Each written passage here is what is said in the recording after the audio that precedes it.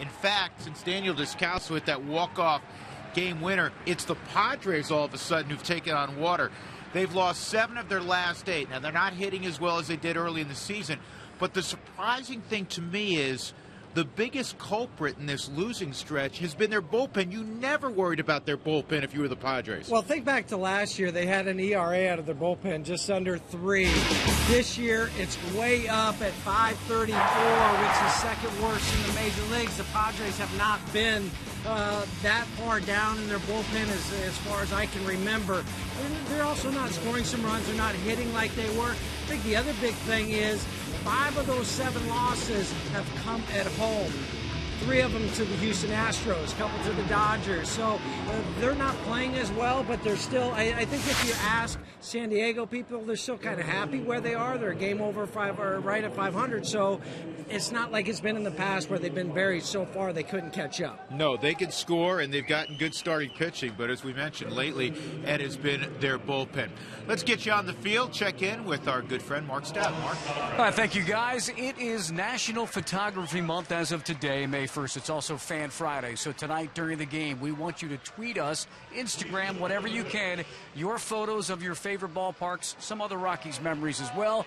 Just use us at @rootsports_RM. The hashtag is Toyota Talk. And we'll give you an example. Here's what Adam Ottavino did earlier today. On Instagram, Otto took a picture of the Western Metal Supply Company here at Petco Park down the left field line. So got the iPad. We're ready to go. Hashtag Toyota Talk. Hit us up tonight. Let's go back upstairs, guys. Brought your camera as well, Mark. Well, we are ready to go. Never a bad day in San Diego. Eddie Butler for the Rockies, Ian Kennedy for the Padres. Come on back to Petco with us.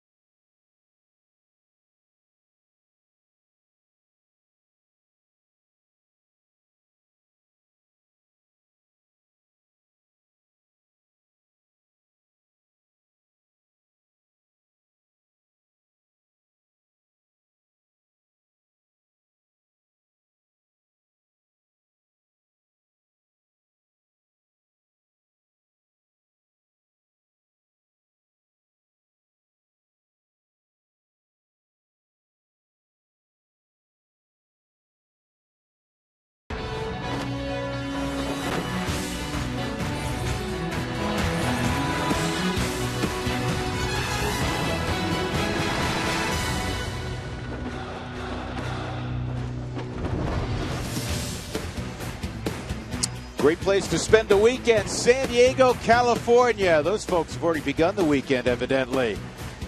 It was a beautiful afternoon. It's a gorgeous early evening, first of 3 between the Rockies and Padres. Again, last week they split a 4-game series. The Rockies begin play today after the month of April, 11-10, 2 games behind the Dodgers, who are 13-8. The Padres are tied for third place, 3 games back, along with Arizona. And the Rockies all smiles after a day off. San Diego also had a day off yesterday, so the Rockies raring to go. They won down in Arizona Monday night and then lost a couple of ball games, so they're trying to win a series here on the road in San Diego, a place they have struggled of late. They've lost 10 of their last 13 at Petco. You see DJ LeMahieu with the helmet on as Eddie Butler gets fist bumps. And you say, wait a second, that's a little early for DJ to put a helmet on. Not tonight. He's going to lead things off for the Rockies this evening. Charlie Blackmon is a little bit under the weather. So not bad when you can put the second leading hitter in baseball at the top of your lineup. And that's the luxury of Walt Weiss. So DJ will lead off with that .406 average. Here's the rest of the Southwest batting order. In the 2 spot will be Corey Dickerson at .329. Tulo's above .300. Morneau's really come on. He's above .300. Nolan Arenado right about .300. Cargo showing signs of coming out of his slump.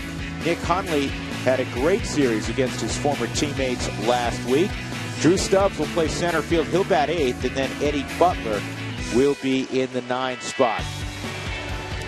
Padres in the background taking the field. It'll be interesting to see what kind of crowd we get. Now, by the way, Ian Kennedy's not in trouble, folks. They're honoring first responders here in the San Diego area. This is great.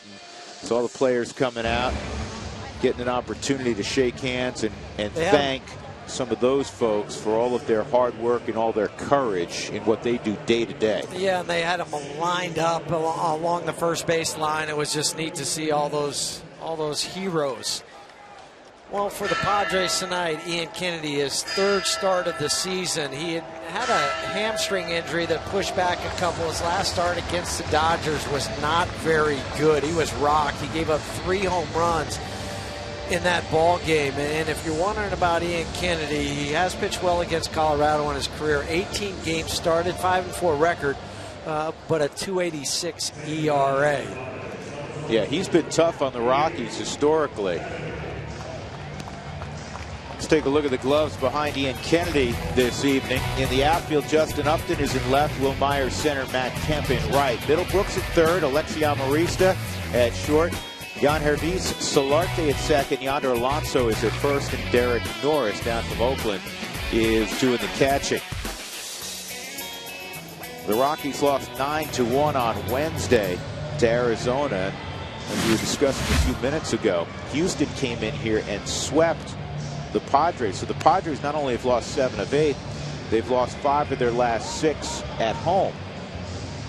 I think that probably hurts them more than anything. Everybody talks about it in the major leagues. Hey, we got to win at home. We got to take care of business on our turf. You know, the Rockies finished under 500 by a game at home this April. The last time that happened was 2009. And of course, 2009, the Rockies ended up winning 92 games, the most in their history. So hopefully that plays out. That's right. Again. Well, here's the problems of late for both teams. On the road, the Rockies have lost 5 of 6 after that great 6-0 start.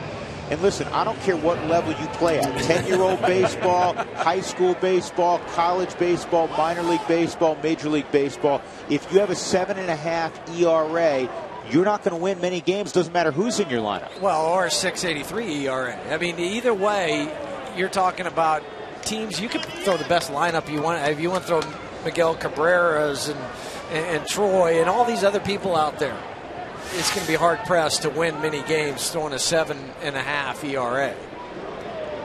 So here we go. DJ will lead things off, and he takes the first pitch. If you're wondering, has LeMahieu been at the top of the lineup before? The answer is yes. Not this year. This is the 11th time in his career he's hitting the leadoff spot. 185 average. His final 30 games or so at LSU before he was drafted by the Cubs, he was leading things off, and that was on their way to a national championship for the Bayou Bengals. Well, I think if there's one thing about DJ we've learned, it doesn't matter where he hits. He just likes to be in the lineup. So, I mean, he's hit 7th, he's hit 8th, he's hit 9th, and now, hey, they want me to hit first? I'll hit first. Doesn't matter to me. He just keeps spraying line drives from foul line to foul line. The outfielder shading him significantly to right, and that pitch is in there, so it's 2-1. And there's a good view of the alignment. I'll tell you one thing that has been different here in April is that the ball's really jumped, and we were talking to Bud Black about it. He said it's been dry, it's been warm, and there have been quite a few home runs hit. You never think of home runs at Petco. And the Padres have hit 23 home runs. I mean, sometimes they'd go up until the All-Star break without hitting 23 home runs. But that is third in the National League, ninth in the majors. Here's the 3-1 on LeMahieu, and that's outside, ball 4. So DJ, like a good leadoff hitter. That's what you do. Very patient. Yell at every dugout in America any way you can get on. Walks as good as a hit. DJ's out there, and Corey Dickerson will step up. Hit always felt better than a walk, though, didn't it? It did, but I can still hear my mom yelling that at me. Right? Hey, you did quite a bit of leading off, I'm sure, in your career. Dickerson at 329. Corey had a solid series down in the desert. He was 5 of 13. He's hitting .423 over his last 7 games.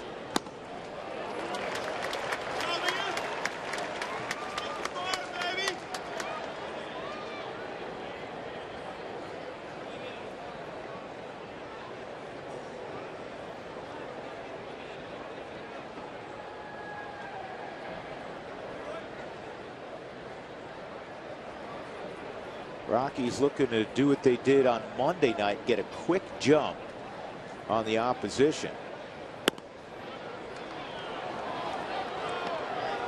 So far, a good start with the leadoff walk to DJ. Now, the thing about that with Ian Kennedy is he's pretty quick to the plate. He'll hold runners, so we'll probably see more hit and runs tonight than straight out steals. And Derek Norris is 9 for 26 behind the plate at a 35% clip of throwing out base runners.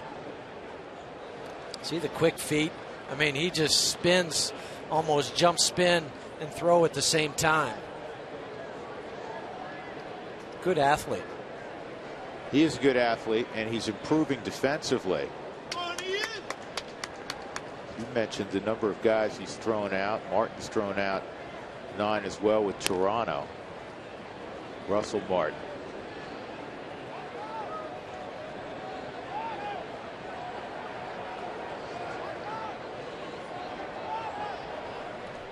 I put DJ in that category, Huey. He's a selective base stealer. Well, he knows when to go, when he gets a good read. If he doesn't, he'll shut it down.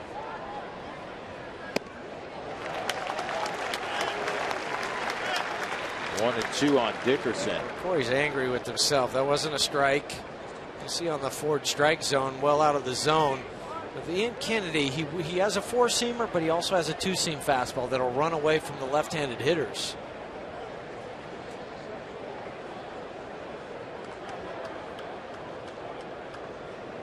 Looks like he's holding a circle change grip, and then will change to either the fastball or the curveball. Just look out of the hand. You can see how he has it in a circle, and then the other 3 fingers are splitting the baseball.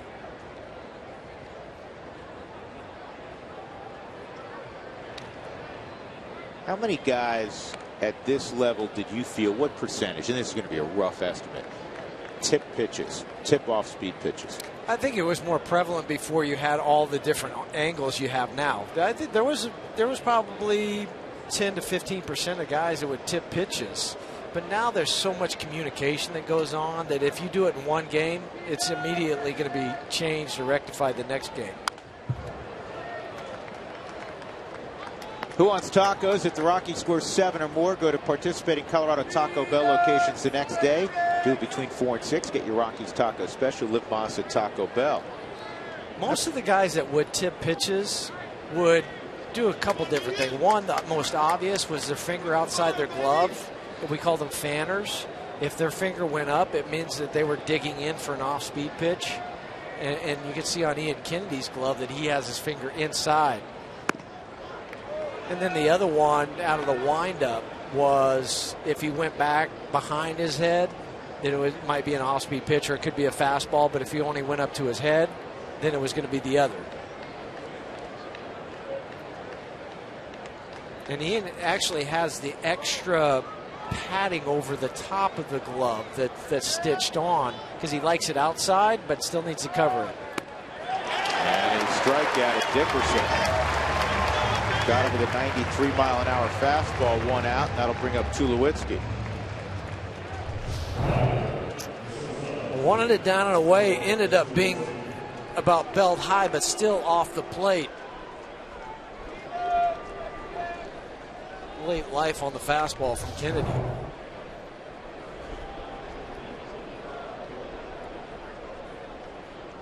Kennedy, with that low ERA historically against the Rockies, not surprisingly, has handled most of the big bats in the Rockies lineup. He has good numbers against Tulowitzki. He has good numbers against Cargo. Well, the only guy that had a lower ERA against Colorado in 100 innings pitched is Randy Johnson. I'll show you a list of a lot of big names who have higher ERAs against the Rockies than Ian Kennedy. That's on the corner, a strike. Well, here's Randy Johnson up top. You have Glavine, you have Brown, Clayton Kershaw, Madison Bumgarner, all great ERAs, but all higher than what Ian Kennedy has done. So he has truly had the Rockies number through the years. This is a guy who won 21 games in 2011 with the Arizona Diamondbacks. Former #1 pick, 21st overall, the Yankees. 19th career start against Colorado.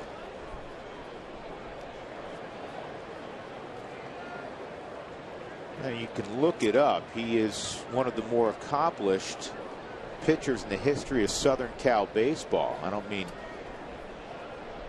geographically. I'm talking about the university, and you know how many great pitchers have come out of Southern Cal. Speaking of, Randy Johnson, Tom Seaver, and a lot of big names that have come out of there, and he's one of the better ones.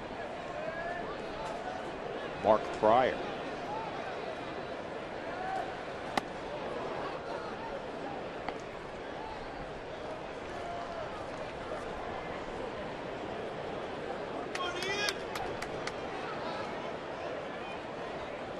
In his last start, everything was up, according to Bud Black, and that's why he got hit hard. 3 home runs allowed.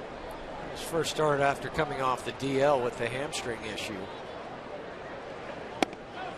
And that's a strike, 2-2. That was a game against the Dodgers. He ended up lasting 4 1/3 innings. Gave up 8 hits, 8 runs, all of them earned. And 3 home runs. Adrian Gonzalez, Andre Ethier, and Howie Kendrick were the 3 players from the Dodgers that took him deep.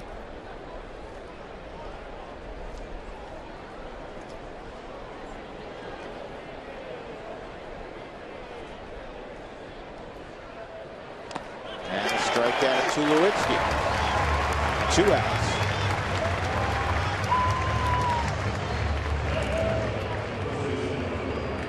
Flashback to last year for Ian Kennedy. 3 starts, 24 punch outs, and he will rack up some punch outs. I mean, that's what he's been able to accomplish. Each year it starts to go up. And where it comes from is the changeup.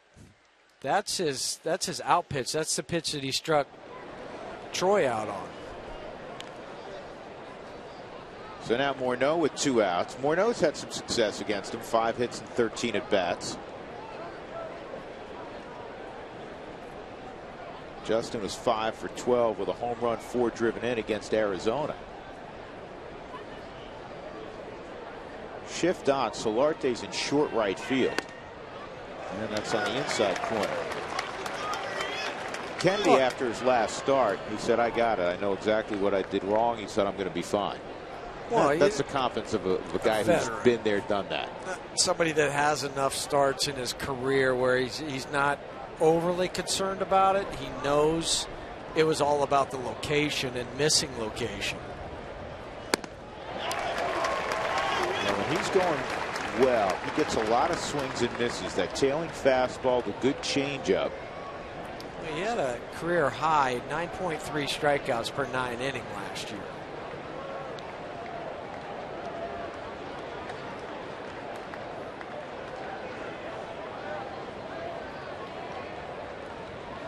2 strikes on Morneau.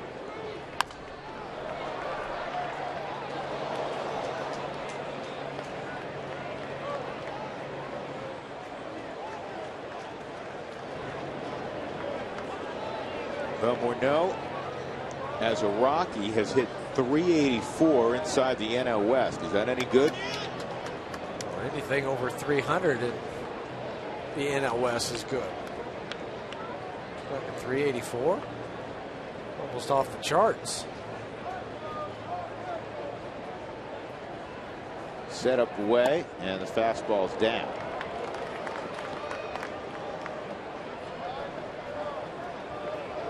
I don't know why it is. Radar readings, you'll always be a tick faster on balls down than up. Yeah, I don't know. Maybe it picks it up easier, sooner. But you're right. The one that's up gives it the illusion that it's faster. Exactly, right? And this is a ground ball that's going to be cut off by the shortstop on Arista. And he completes the play at first. So LeMahieu walked, then a couple of strikeouts and a roller to the right side. Eddie Butler on the hill when we come back.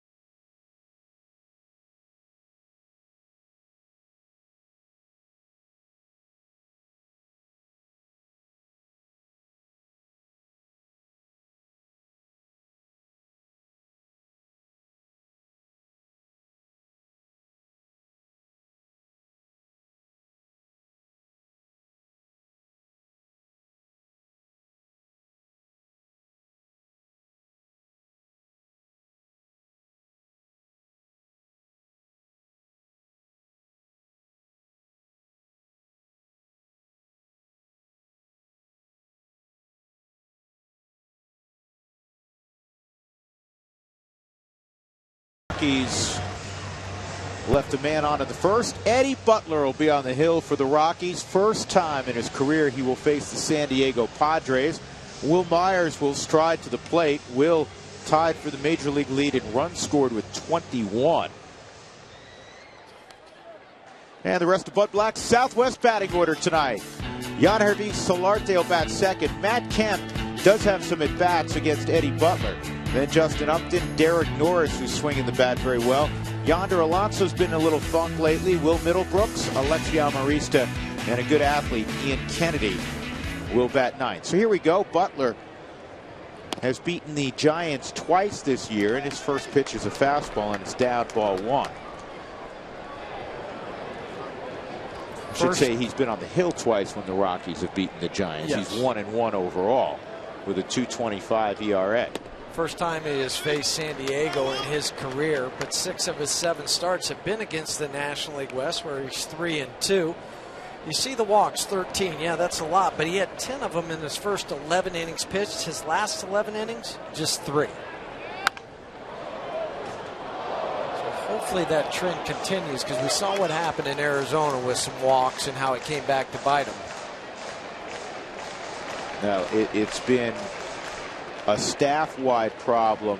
When I say staff-wide, not for the bullpen, but the starting staff has walked an inordinate number of hitters, and that's not a recipe for success.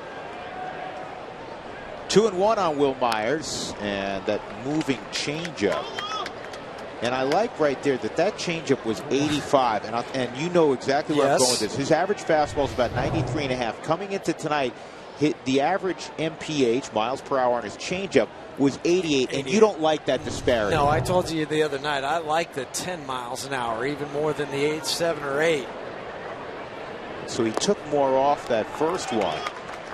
Because he's been throwing it more now. I mean, coming into the season about 17% of the time, but even last start it was up to 22%. Well, he's full on Will Myers.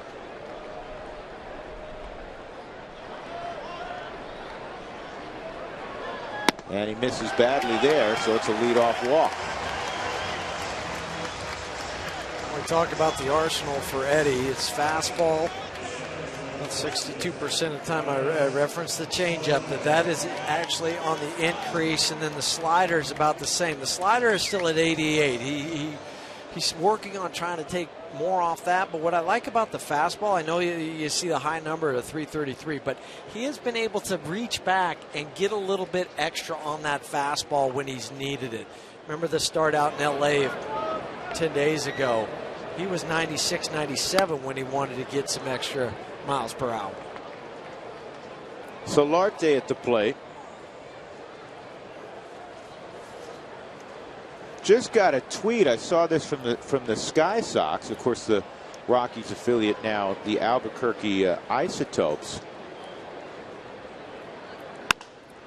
The Sky Sox, Luis Sardinas just stole his 4th base of the night. Congratulations, Luis. The last time a Sky Sox player stole 4 bags in a game was against Albuquerque on August 30th, 1996, and that player was Jeff Hewson. How about that? How about that? Running wild that night. Why not? And a strikeout of Solarte. Do you remember that ball game? Yeah, I played the last, probably about the last month with the Sky Sox. So it was fun, and then I signed with them the next year. Didn't make the club, but was in AAA for 10 days. With those good young legs. Yes. Dickerson, Stubbs, and Cargo in the outfield. Arenado, Tulowitzki, LeMahieu, Morneau around the infield. And Nick Hundley's doing the catching. Defensive alignment tonight for the Rockies. Matt Kemp is coming up. Kemp, the only player in the Padres lineup that has faced Butler. He's 1 for 5. That, of course, came last year when Eddie took on the Dodgers. And he takes strike 1 at 94. Home plate umpire tonight is Chris Conroy. Angel Hernandez at first, Scott Barry at second, Ted Barrett's at third. First time with this crew this year. Yeah, we have not seen this group. There goes the runner, and it's hit past Morneau. Got his glove down a little bit late, so Kemp will get a base hit, and it's first and third. And it will go down as a single for Kemp.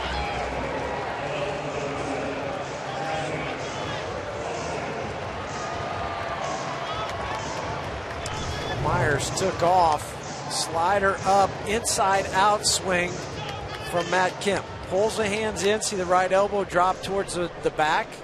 Justin comes off a step. That looked like a straight steal because Will Myers never looked over his left shoulder.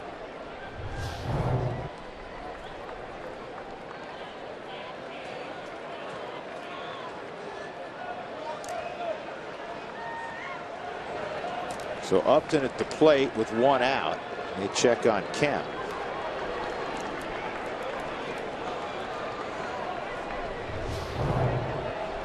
Comes off the bag, just shoots right by him. Justin just didn't get the glove down. Hit pretty hard, skipped off the grass. Can they turn 2 with this? Tulo retreats. There's 1 on the first. Safe. And Upton, beating the throw, gets the run home, and it's 1-0 Padres. 15th RBI for Justin Upton. Big man, but he still runs pretty well. Well, and then the last 2 strides, he knew, because he knew it was going to be close. He had to leg it out, stretch it out. This ball just took Troy too far to the right, gave a strong throw to DJ. Nothing wrong with the turn out of the glove. It was just one of those that's just a half a foot more up the middle, or not even that far to Troy's right, and it's a double play out of the inning.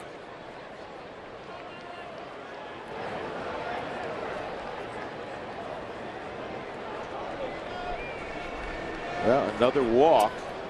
Scoring. There goes Upton, and Hundley had to kind of throw it side on. No advancement, so it's a stolen base. No advancement further is what I obviously meant, as that ball went to center field. Second stolen base this season for Justin. And that's why he had to throw it sideways. The tailing fastball going in towards the right-handed batter. Just to clear the body, it came out from the side.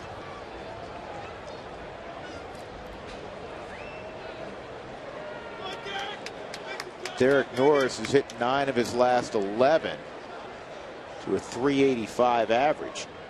And the changeup's in the dirt. 2-0. But as you said, Drew, it goes back to that leadoff walk.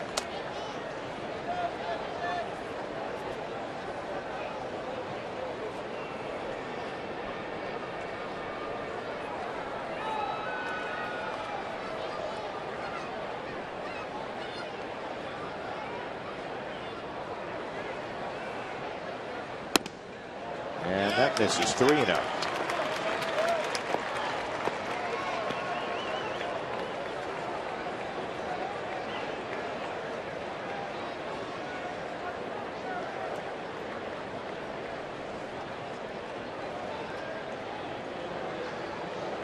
$14 walks, 14 strikeouts on the season for Butler. That's, you know, a ratio of 1-to-1, strikeouts to walks.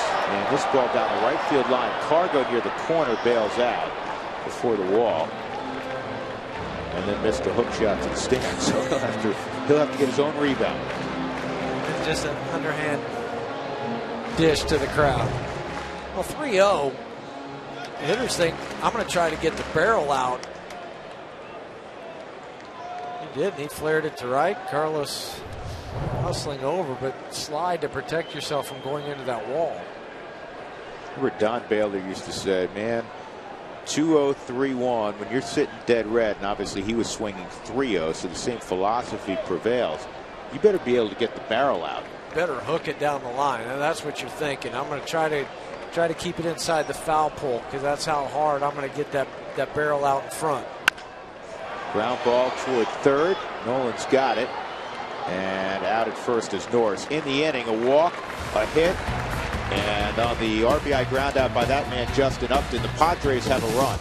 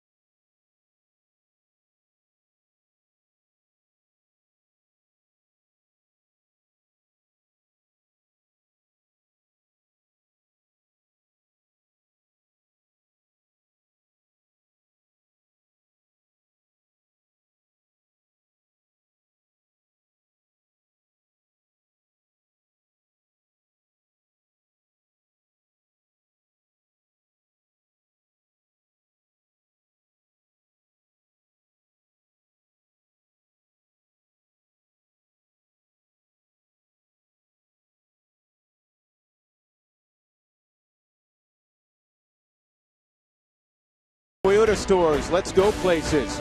And by Southwest Airlines, book your low fare now at southwest.com.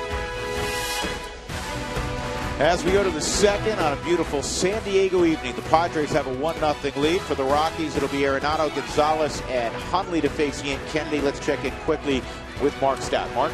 All right, guys, as you said, a nice Fan Friday, too. Use the hashtag Toyota Talk at @RootSports_RM. We want some of your photos for National Photo Month. May 1st begins that. And we want them about ballparks. And let's show you one that Kevin Clearwater sent in. He went to Wrigley Field, so it's off his bucket list. Got to go there and see the Rocks and the Cubs play at the friendly confines. First ballpark I went to as a kid was Baltimore's Memorial Stadium. How about for you guys? You remember the first pro stadium you went to? I'm assuming, Drew, yours was Yankee Stadium, maybe. No. No? No, stop it. Shea? Shea Stadium. Well, you know. You have to understand my family. They were Giant fans for generations, That's right, and then when the Giants went out west, they adopted the Mets. My dad grew up three blocks, literally 3 blocks on the Grand Concourse right from Yankee Stadium, walked right past the Yankee Stadium, used to go to the Polo Grounds. See, I'm not stopping. I'm going to keep walking. Yeah. So for me, first stadium was Shea. Yeah, for me it was Dodger Stadium. First one we used to make summer trips to California. It was either go see the Dodgers or the Angels, depending on who was in town. That's not a bad little road trip. No. And then mix in a little Disneyland. Well, we're going to do the same thing. I don't know if we're going to hit Disneyland. We may. But we're going to see the Angels and the Dodgers in about a week and a half. Cargo will step up after the pop out by Arenado.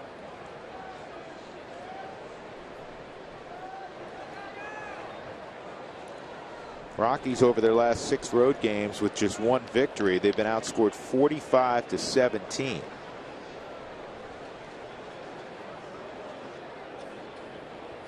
They put the shift on. And Cargo takes a strike. The shift on with Will Middlebrooks playing in on the grass. Cargo just 4 for 29 against Kennedy. 1 of the 4 hits a home run.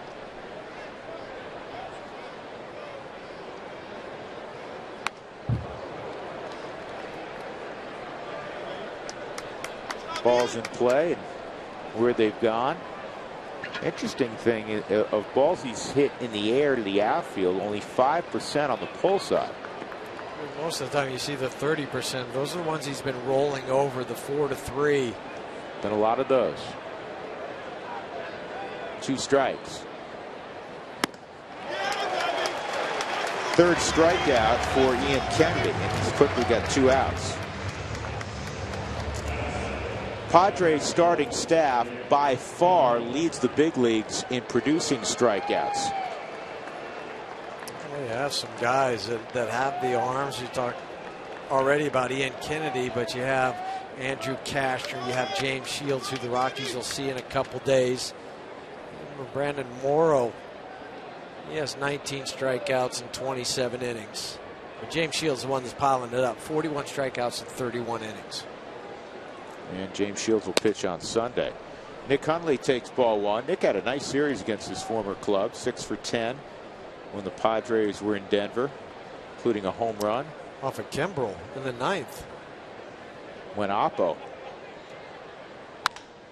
That's down the line, just foul. Make a play, very nice.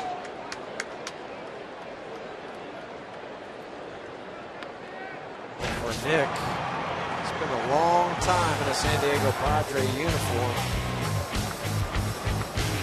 2008.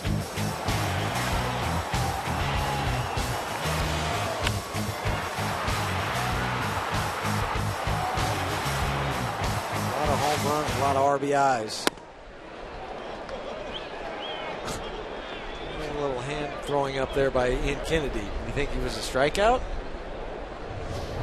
Just watch his reaction at the end. It's not a strike on the 4th strike zone.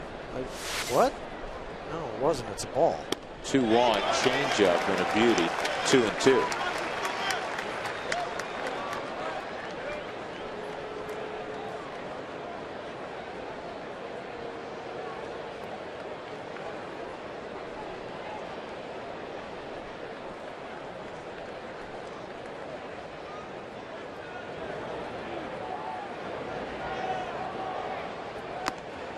And doubled up on it, missed 3-2. You know, it was always hard playing against your old team and maybe a team. It's even more difficult being a catcher facing your old team. Trying to think along, you know, what's the pitcher going to do? Because I remember what I would call as a catcher with this pitcher and this hitter. Now you've got to try to outthink him. So for catchers, it's even more difficult than anybody else. 3-2. And that's outside, ball 4. Kennedy looking in again on Chris Conroy. He's not hiding his emotions, is he? Well, that'll get you in trouble. He's just lucky Angel Hernandez isn't behind the plate.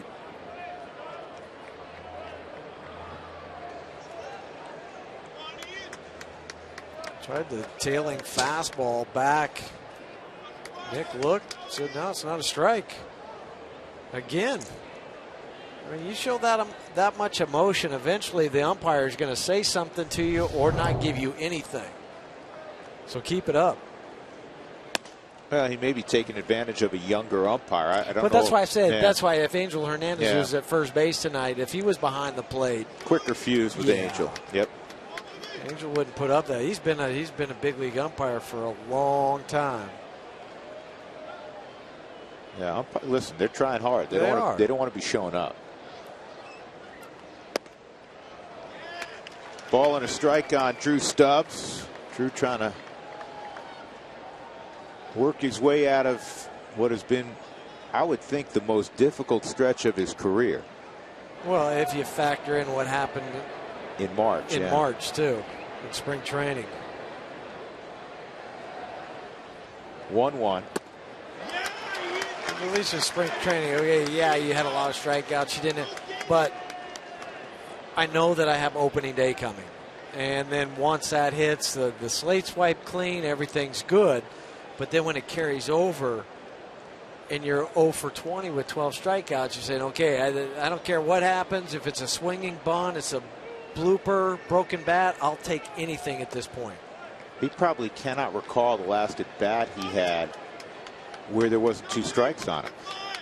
And, you know, this is a guy who had a real good year last year. He had 20-plus stolen bases, 20-plus doubles, hit 15 home runs, solid batting average. 2-2. Last 3 seasons he's hit, or last season, excuse me, it was 289.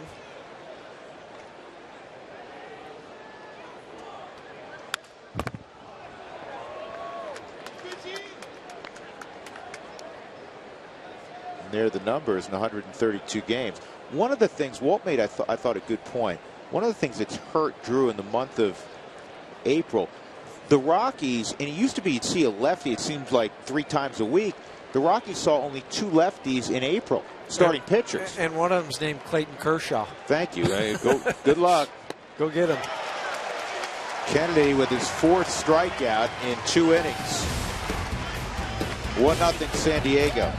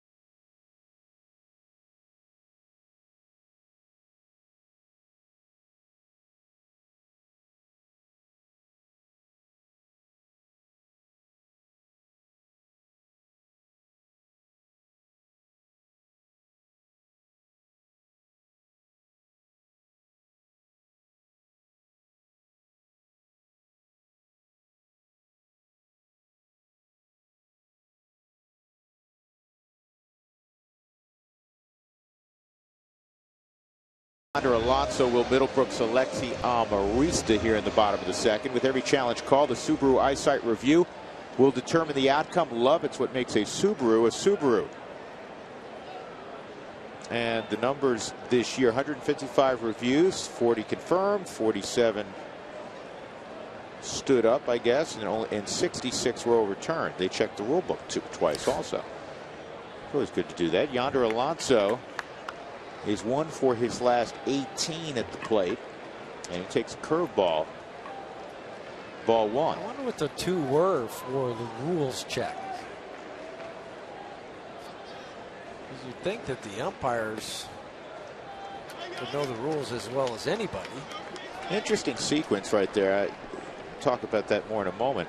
Curveball, changeup. When, you know, Eddie obviously is not throwing a lot of strikes here early in the game. Now he gives him the fastball, obviously 2-0, and it's 2-1. For Eddie Butler, it's fastball, changeup, slider. Fastball, he'll rush it up there. We saw in LA, as I mentioned, 96, 97. Well, it's 95, but it's way inside, 3-1.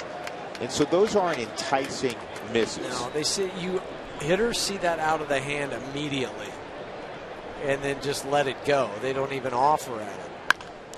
Ground ball to the only guy on the left side. He's pretty good. Nolan Arenado, 1 out.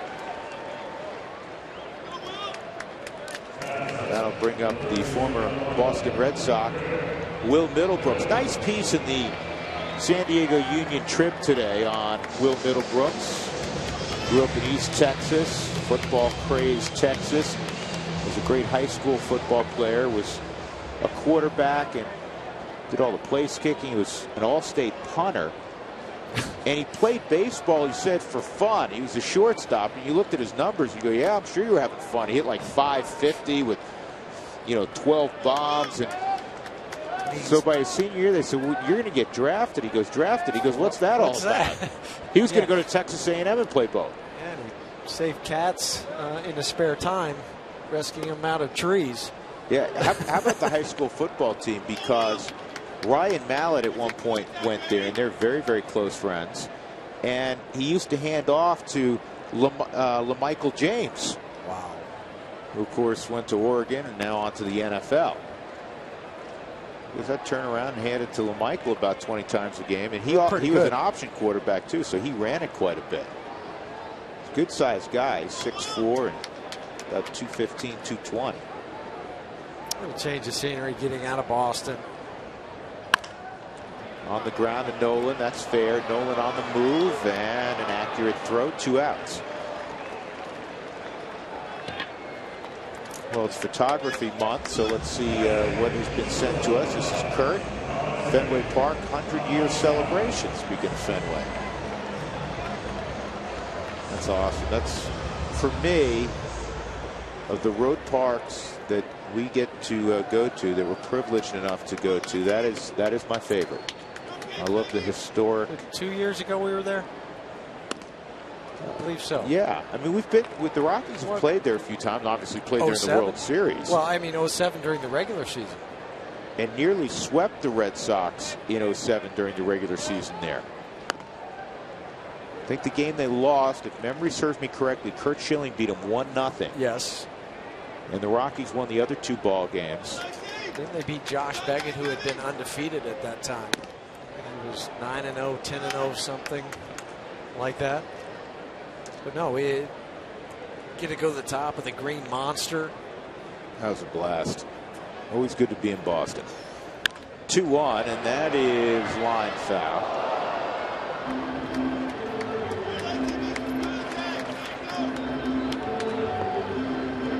The big privilege players have when they go there to Boston is signing the inside part of the Monster. Putting your autograph there. Right next to Babe Ruth, I saw your name. Inside on Amarista, 3-2. Saw Babe Ruth, Ted Williams in there, Jeff Houston. On the ground, Nolan. Nolan's going to set a major league record right here. at least tied. Outstanding. 3 for 3. Padres 1, Rockies nothing. We'll go to the third.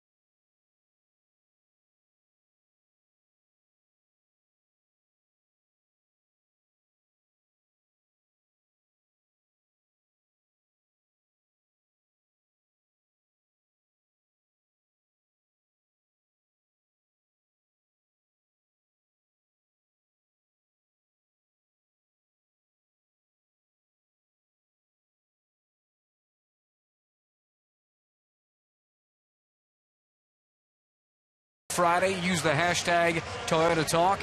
Our Twitter handle @RootsSports_RM. National Photography Month. How about pics of some stadiums? There's Justin. There was just Jack. That's just Justin and his family at the game here tonight at Petco Park. Jeff, Nolan just made the previous 3 outs.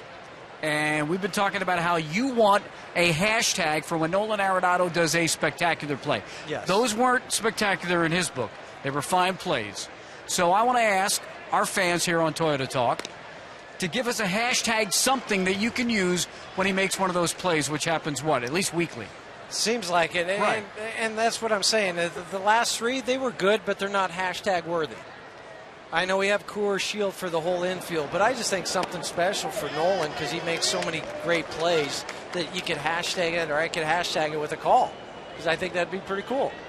Because it's fun watching him. He actually has made the last 4 plays. Well, I know, but how many times we say it, but do we get asked about his defense from scouts, from opposing managers, coaches? Do you know what? Jim Fregosi Jr., who's an old friend of yours, you played against him in college, and you played against him professionally, and like his late father, he, stayed in the game. And you said something that kind of surprised him because Jimmy was a shortstop also, and he kind of family lineage. He has a son now that's a high school shortstop. And you said I would put an 80 grade on him defensively.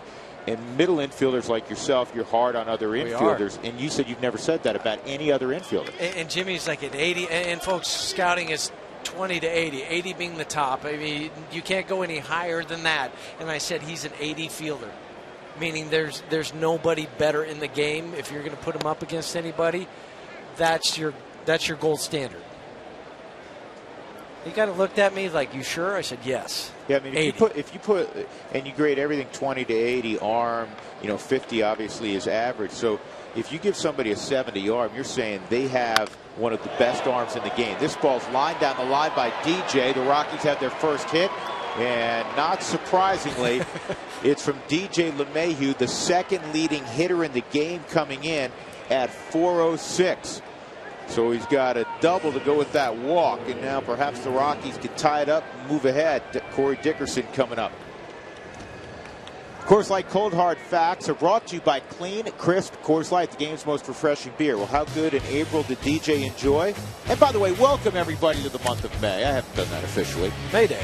DJ LeMahieu, the only second baseman in Rockies history to hit 400 or better in the month of April. And it was the 6th best April period. Guys like Walker, Bichette, Burks, Galarraga, and that great start, Clint Barmas back in 05.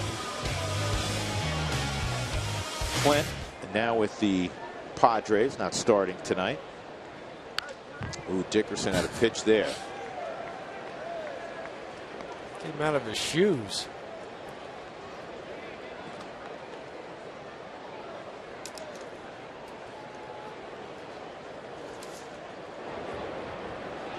Well, remember, LeMahieu didn't start. He got a night off on Wednesday. He was 0 for 10 lifetime against Colementor. And maybe more than that, Walt was looking for an opportunity to give him a little bit of rest. And so now he got 48 hours off. And he's picking up right where he left off, right? Well, and driving the ball to right field. It wasn't just a flare over there. Driving it where Matt Kemp thought he had a play on it. Wasn't even close.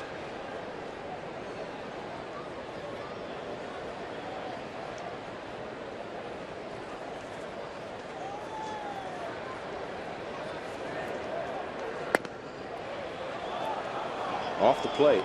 Still time to get your tickets now for the Rockies and Dodgers. They're playing Friday, May 8th through Sunday, May 10th.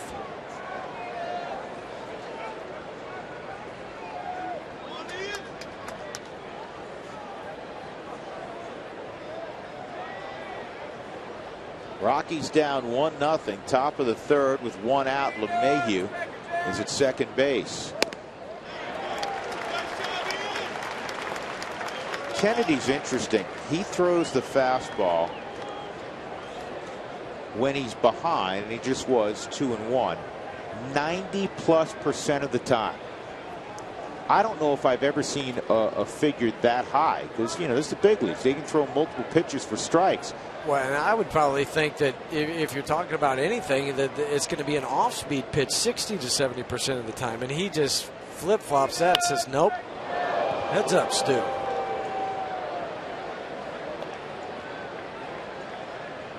2-2. That was just a protect me swing for Corey Dickerson. That wasn't going to be a strike. You see it way off the forward strike zone, pitch number 5.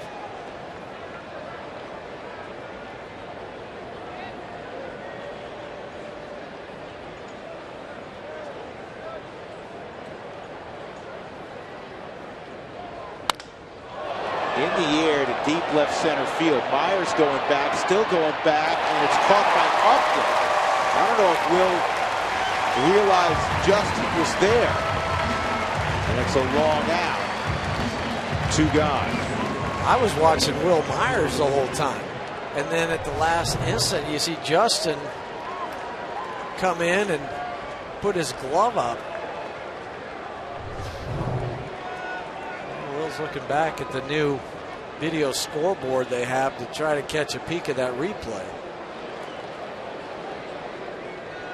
Tulowitzki with 2 outs. That scoreboard's gorgeous, and I guess it's now the 3rd largest video board in baseball behind Kansas City's and Turner Field. It's 5 times larger than the one they had previously. Players like it. I was talking to LeMahieu about this earlier, because he was, gawking at it a couple hours before the ball game. And players, they watch so much video, but let's say they, like DJ, he can actually watch his swing that drove the double, and it's not just to pat himself on the back, but he can, do a little homework while he's standing out on the field. I think it's a little of both. Maybe a little of both. First, you could just get to dig yourself up on the big board. Yeah, that's right. Nobody else could see you. I mean, you're like, how about me at my 406 average? That looks nice. That was a great swing, wasn't it? Yeah, blow that up a little larger. Of course, if you're hitting $120, you're saying, hey, take that off. Take it off. Hurry, hurry. Why don't you show the out-of-town scoreboard up there, huh? The day after every Rockies victory, get 50% off your online order at Papa John's. The promo code's ROCKSWIN at papajohns.com. 0-1. Curveball, it was hanging, and it was hit hard, but right at Middlebrooks. So the Rockies will leave LeMahieu in scoring position, middle of 3. It's 1-0 Padres.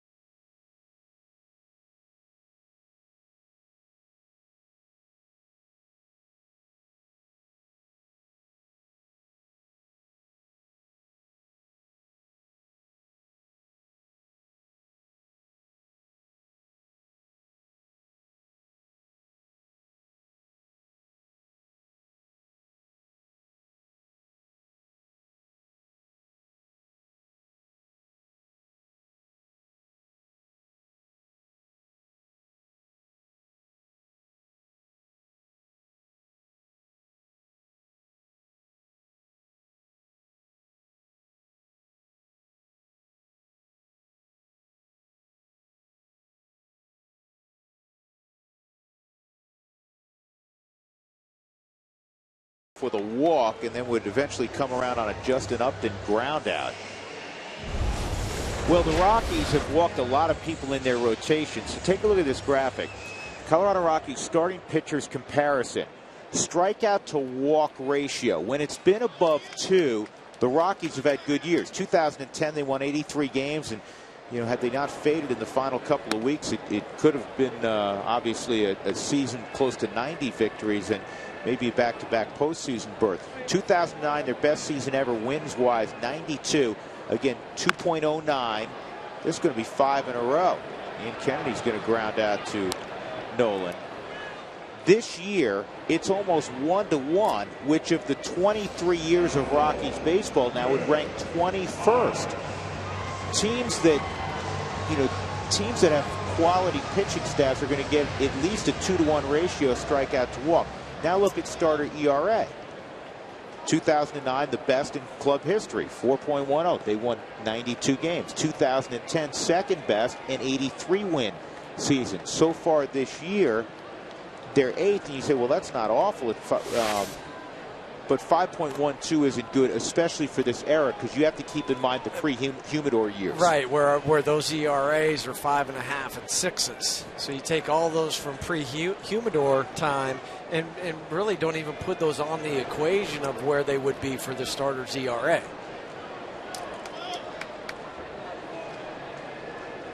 So it's a combination. They've pitched out of jams for the most part pretty well, but the walk totals have to diminish. And you have young starters. I mean, obviously Eddie Butler's making his 8th big league start. Tyler Matzik, not many more starts than Eddie Butler in his career. And even a kid like Jordan Lyles, he's just 24. However, you have to grow up quickly. Well, and they're also coming into the game about 20 walks over what the major league average is for walks. And it's 3-0 on Will Myers, who he walked his first time up. Myers fouls off a 3-0 pitch. Now put this in the back of your head, though, because that's 2 guys now that have swung 3-0. First Derek Norris, now Will Myers. Will Myers is a different kind of leadoff hitter because he can leave the yard. I think most typical leadoff hitters wouldn't have been swinging their 3-0. And he works out a 1-out walk. Been 1 hit. Matt Kemp has it. Yet it's 1-0 San Diego. Let's recap an 11-10 month for the Rockies. They finished over 500 in April. They began 6-0 out on the road.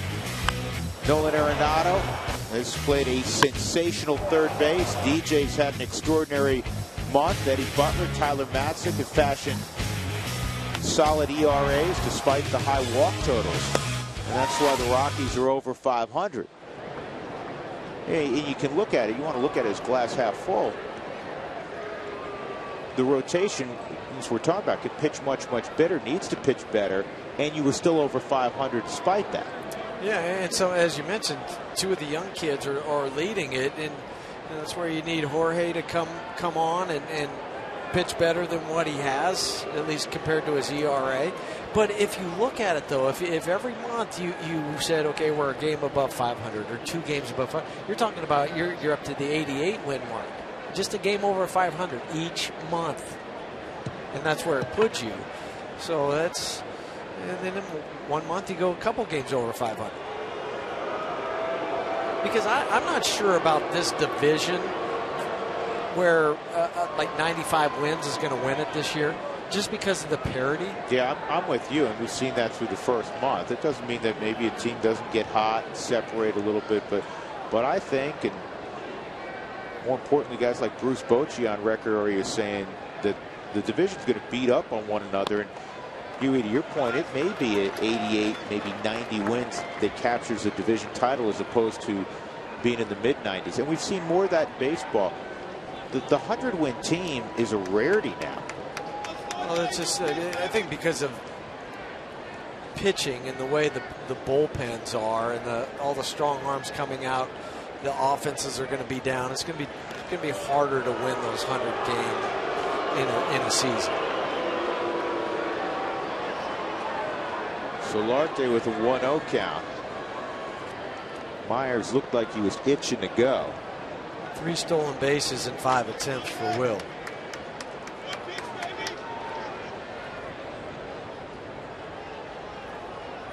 He takes off and shut it down, and now ground ball on the wrong side of first for Justin Morneau. It's foul. Eddie held the ball on him for a long time. And we talk about fielders with the clock in their head. Base runners also have the same clock. He used to say if a pitcher came set, by the time you got to 1001, 1002, he was going to deliver the ball to the plate before he got to 2. So if you start to hold it, the legs start to get heavy and you start to get amped up, but then you can't go because you're locked into the ground.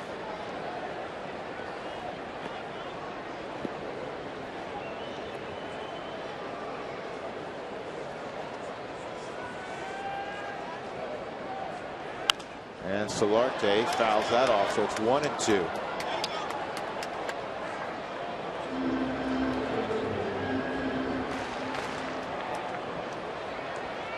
Solarte very versatile. He has started at first base. He has started at second base. He started at third base. Originally signed with the Twins as a 17-year-old out of Venezuela. Didn't go. 2-2. He struck out his first time. That's Eddie's only strikeout of the ball game.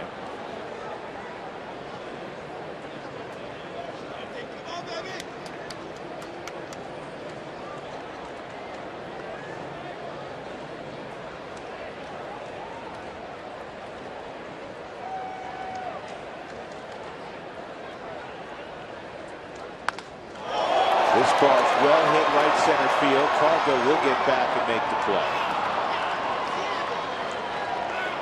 Crowd got out of their chairs for a moment. You got to hit it really, really well to right center field to hit it out. And that's after moving the fences in.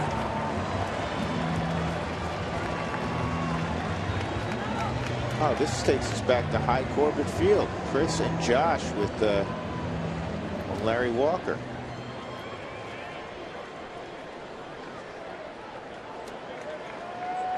Matt Kemp slashed a single right past Justin Morneau in the first inning. Kemp had a big April, but that's not unusual for Kemp. He's always gotten off to good starts. A lifetime .317 hitter in the first month.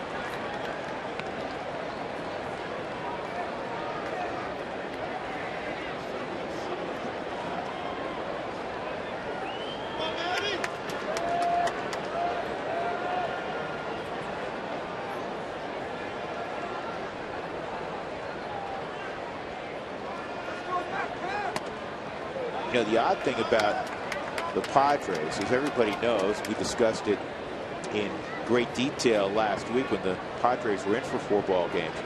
They made more moves than anybody else. A.J. Preller brings Kemp in, and Upton, and Middlebrooks, and Myers, signs James Shields. You know, Derek Norris. You know all about the moves. All those guys have performed exceptionally well. Myers takes off and is fouled off. Individually, they've all done great. Well, and yet right now the Padres are 11-12, and it's because the staple of all of their teams has let them down, and that's their bullpen. Do you realize last year, from the 6th inning forward, if they had a lead, they carried a lead from the 6th inning forward, they were 60-1. They only spit up one of those. Well, that's their bullpen ERA last year, 2.73. That was second best in the major leagues. Right now, 5.35. That's second worst. They've given up 14 runs in the 9th inning. Wow, that's extraordinary. And that's why they're under 500, despite really good production from all the new faces. Only Cincinnati has a higher bullpen ERA. They're almost at 6, 5.91. Yeah, I was saying to Bud earlier, I said that's the one element you probably never used to worry about. He said no. And they got Kimbrel. And they added Kimbrel. We forgot about that move.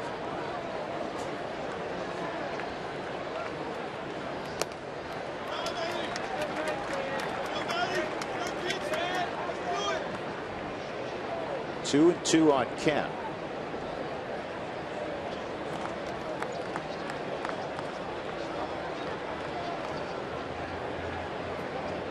Will Myers, who walked, is at first base. They're 2 outs. 1-0 San Diego, bottom of 3.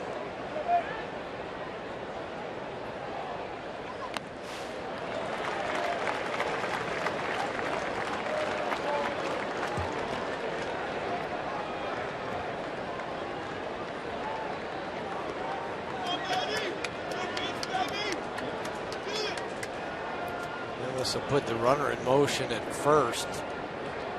Even playing right behind is Justin. Just give him an extra 2 steps before the ball crosses the plate. And he got it. Big strikeout. Butler strikes out Kemp to end the inning. So we'll go to the 4th. 1-0 San Diego.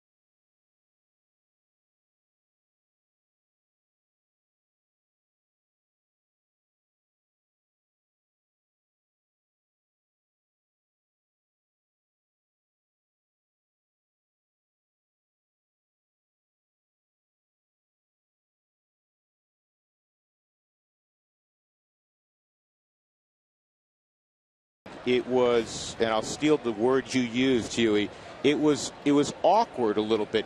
Now his teammates, came over and were I think appropriately, though slightly understated in terms of their excitement. Does that make sense? Yes, it makes sense to me because just watching it, it was awkward for me because I played with Alex. I know, but I won't recognize that over Willie Mays any day of the week, though.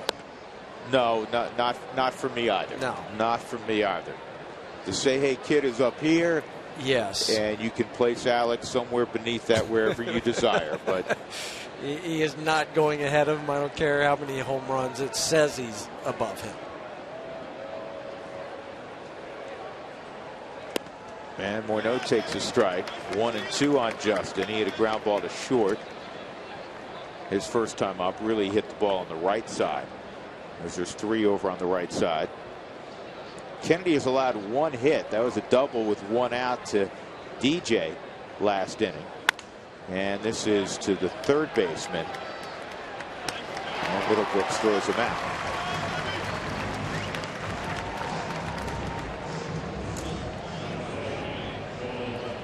Well, low-scoring games, that's what's going to happen when you come to Petco. Last year, the Rockies played 10 games here at Petco. 6 were decided by 1 run. 3 were decided by 2 runs, and there was 1 blowout. There was a 3-run game. Well, here, that is a blowout. Feels like it. Most other places, it'd be 7 or 8 runs would be considered a blowout. Nolan takes ball 1.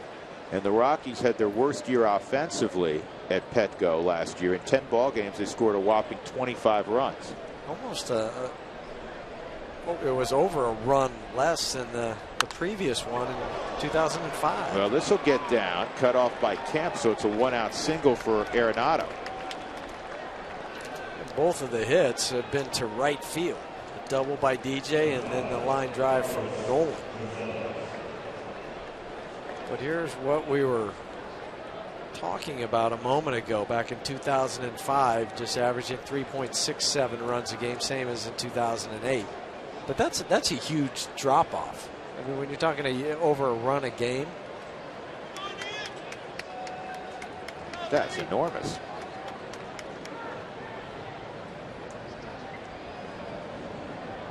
Cargo struck out swinging his first time.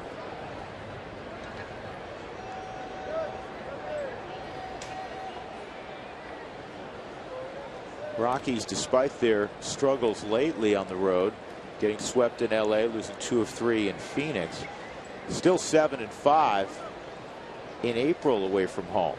And only one of 4 teams, or one of 4 teams in the National League to finish above 500 with a winning record. The Cubs were 6-3. The Cardinals were 7-4. And Arizona 4-3. Arizona played a lot of home games in the month of April.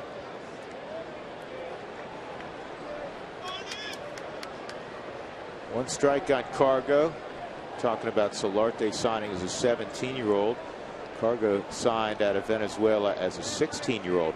He initially turned down $800,000 to be a pitcher. When Arizona signed him, they said, we're going to sign you as an outfielder, but plan B, if it doesn't work out, is we'd like you to pitch, because Cargo is in the mid-90s on the left side. In fact, he told me when he was about 15s when he first started throwing above 90 miles an hour. He still jokes with us. I like to get on the hill one time. But no, don't do it. The Coca-Cola value packs are back for the 2015 season, available every value game for either $59 or $79, depending on seat location. That's 4 tickets, hot dogs, Cokes, and more. The Coca-Cola value pack.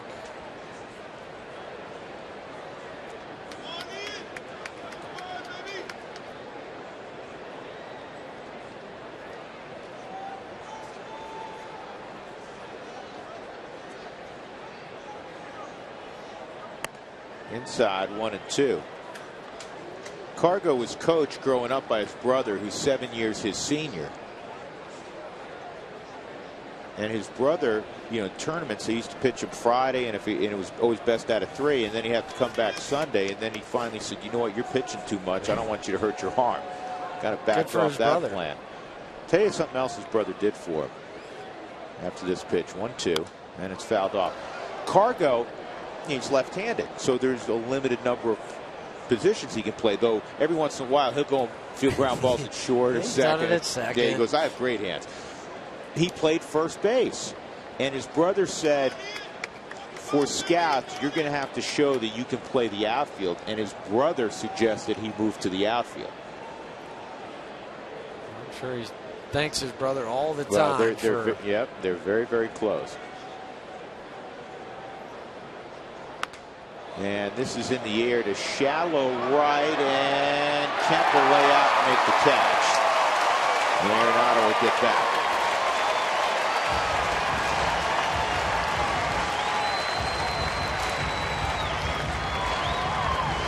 Ball just hung up too long in the heavy marine air. Matt Kemp with some closing speed. Good base running by Arenado. He got about 2/3 of the way, knowing that he could get the second if it dropped, but also get back if that occurred. It's a harder read for the base runner than what you would imagine. Kennedy likes it, but for the base runner, he's going, well, is he going to catch it? Is he not?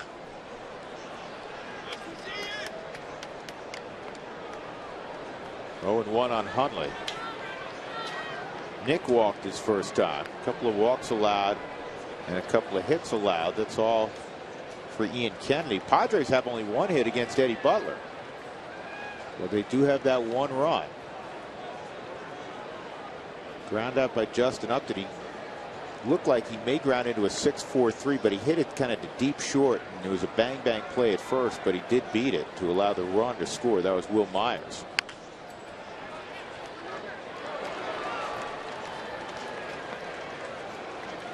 Pretty picture inside Coors Field. Be nice to get back there and play on Monday.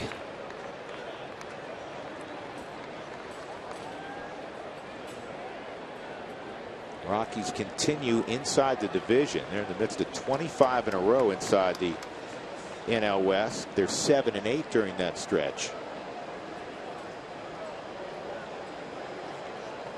Diamondbacks will come in on Monday.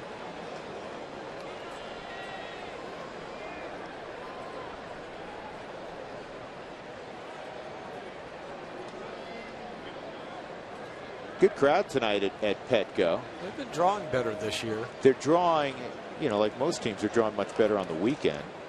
Kids are in school. They've been drawing on average well above 40,000 on the weekends. And it's been down in the, you know, high teens during the week.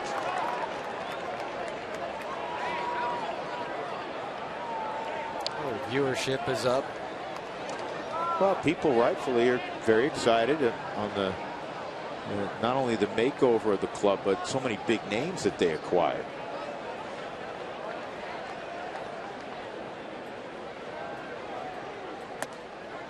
As one local told me, we're used to seeing those players leave here, not come here. That's right.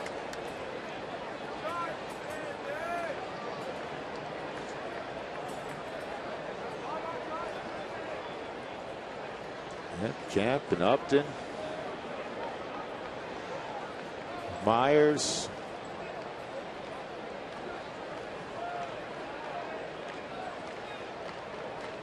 And I know scouts were impressed that they were able to keep their pitching staff intact. They didn't have to give up Tyson Ross. They didn't have to give up an Ian Kennedy. Andrew Cashner. And Andrew Cashner. Now they gave up some prospects.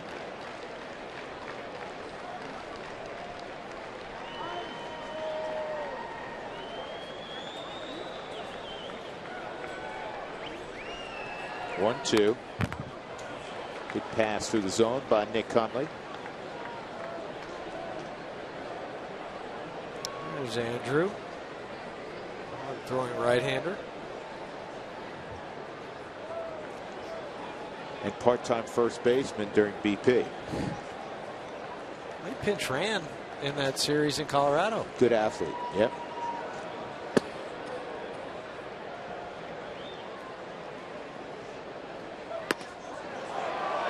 Off the plate. 2-2. Again, you just have to watch the reaction of Kennedy, because every time he thinks he has a strike, he'll throw the arm up and then give the body slouch. Like, how can you not call that? It wasn't a strike. That's how. Next pitch will be the 70th here with 2 outs in the 4th inning. Total a little higher than I'm sure he'd like. Left side, Amarista calling for it, and he's got it. Rockies leave Nolan at first base. Middle of 4, Padres have the only run.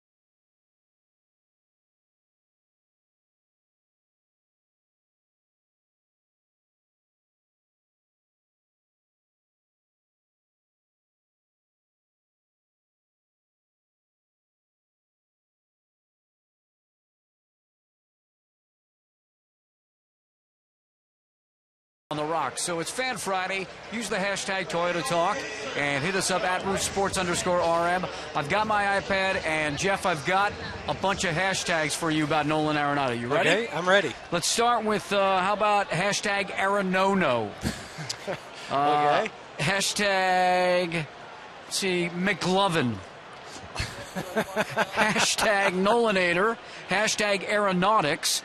Hashtag Unfairanato. Hashtag Fall Out of My Chairanato. These are good. Those are all good. I like those. Those are all good. What was the second one again, Mark? Oh, now I got to go back. McLovin or? I like the that. one right before that one. Well, I like McLovin. Yeah, McLovin. There was Aranono. Oh, man. Perfect Amundo Arenado? I've got so many of them there. Yeah, Eddie Butler just hit Justin Upton, so leadoff man on. Well, you know what? Have the people continue, Mark, and then we will look at some more tonight and tomorrow. Yeah, let's get this done by this weekend. A hashtag something about Arenado's play defensively so that Jeff can use it when he makes, as you know, weekly, that spectacular play. I like the effort so far. Those are some good ones, and they're funny. He had 5 straight assists. Norris, Alonso, Middlebrooks, Amarista, Kennedy, over the space of 3 innings, all hit ground balls in his direction. So Upton, who had a stolen base in the first, is standing there right now, and Butler will throw over to Morneau.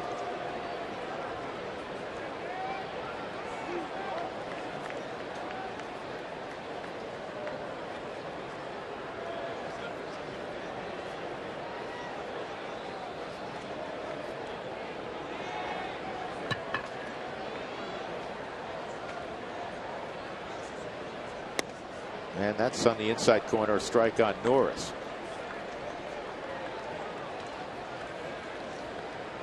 Well, Eddie's induced those 5 ground balls in the game and 1 off the bat of Upton. So 6 ground balls. That's been the real good news for Eddie Butler tonight.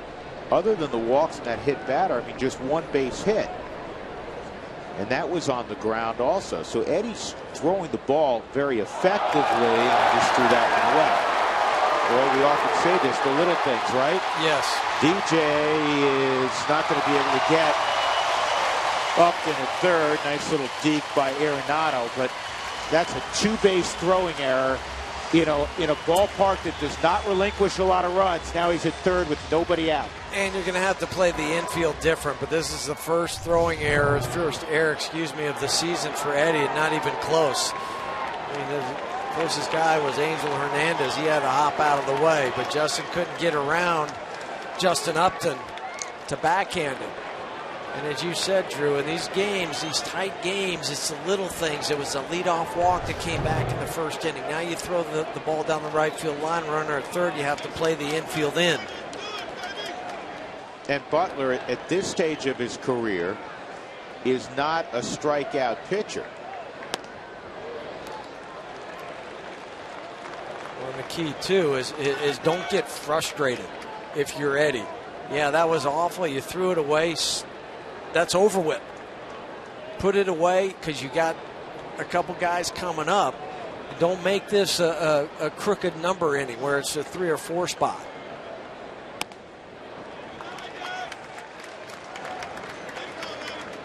Two and one.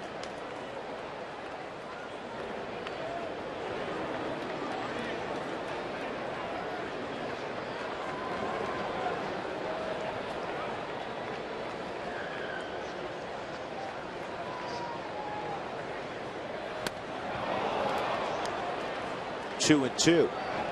Now with his arsenal, what's his most likely pitch to get a swing and a miss? Well, last inning, he threw the slider to Matt Kemp to get the strikeout. You have that option.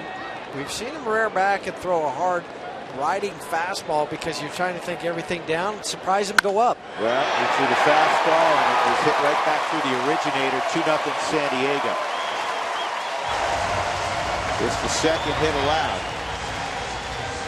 But that throwing error on the pickoff attempt really costly. And of course, another freebie. This time it was a hit batter. It wasn't a walk. two freebies, and then the air. Yeah, that's why we're going to stop this on contact and see where this pitch is. I mean, this is an easy pitch for somebody to hit down onto the ground, right back up the middle. That's a 2-2 count. If you want to elevate the fastball, that's fine, but you go up by the letters, or you go slider or even fastball, but get it down by the knees. So you would have a tendency when you start to make contact is roll over the top wrist.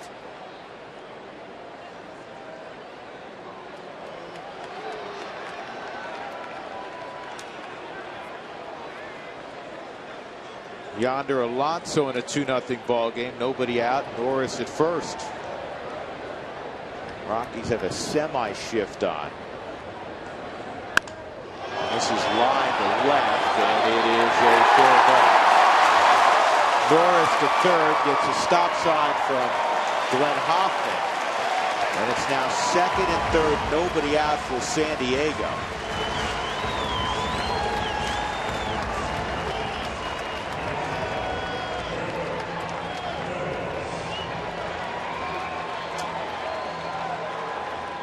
Another pitch that was up. This time it was up to Yonder Alonso. And when you start to overthrow, the ball will start to flatten out. And that's what happened in the last 2 base hits. Overthrows, no movement. And the Padres have made him pay. Frustrated Walt Weiss. Infield is in. Middlebrook shatters his back. This will get a run home. That's interference. That's interference. No call. Second base umpire Scott Barry said he did his best to get out of the way. It doesn't matter until he fields the ball. The infielder has every right to not be interfered with. And here comes Walt. He clearly made contact. It doesn't matter which way he's going when he makes the contact. Because the infielder can go whichever direction he wants. I know Scott Barry's probably thinking, well, he was going back, but it doesn't matter on that.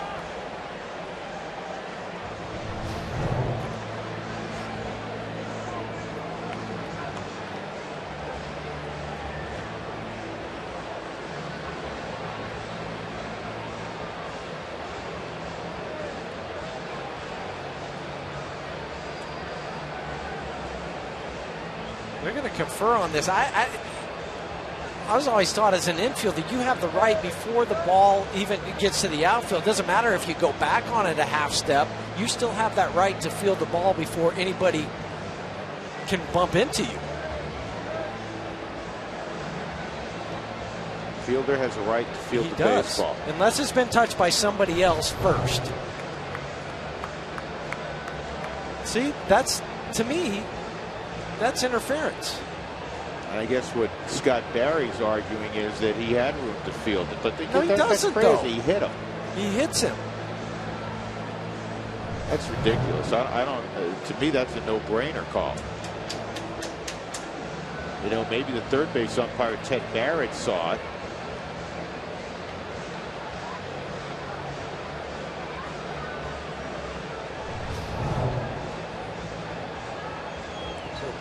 Ball's coming. Troy gets around him.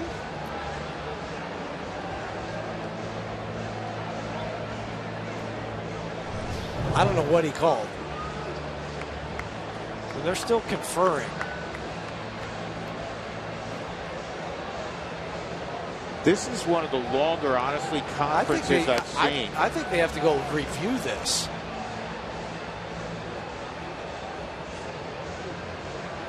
Well, no, I don't. Is it not reviewable? No, it's not It's not reviewable because they would have already reviewed it, and basically they're giving bad news to Walt.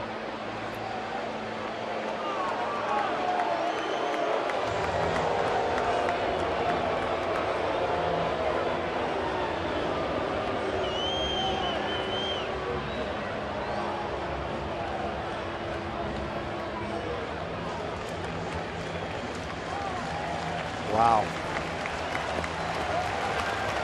I can't wait for the explanation after the game to hear the explanation on this.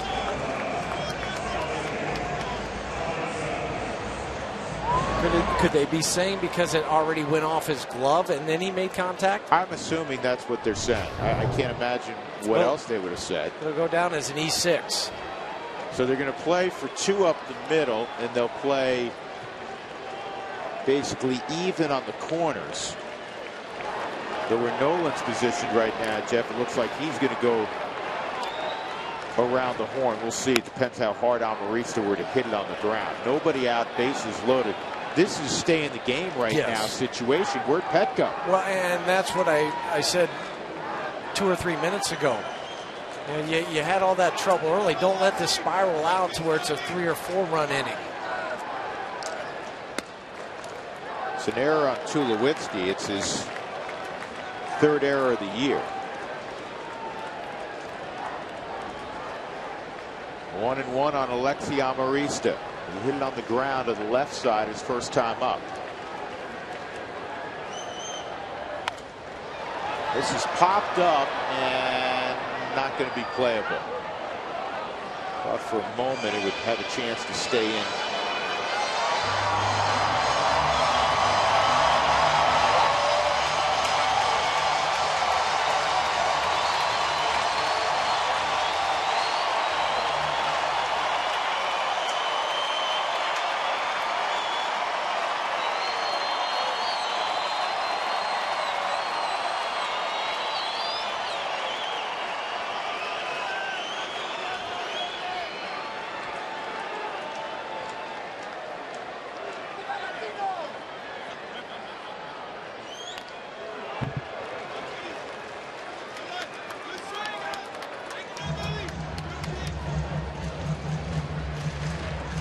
Two on Amarista. Got together with Jose Altuve. There's a lot of photos taken when those two are together. 2 of the smallest players in baseball.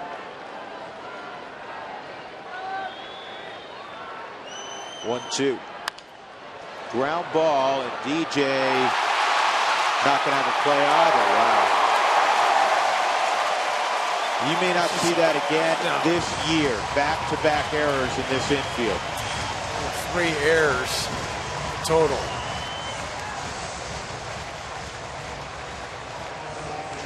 I think if Jeff Takes, you were the infielder, I think DJ was kind of caught in between on where he was going to go with it.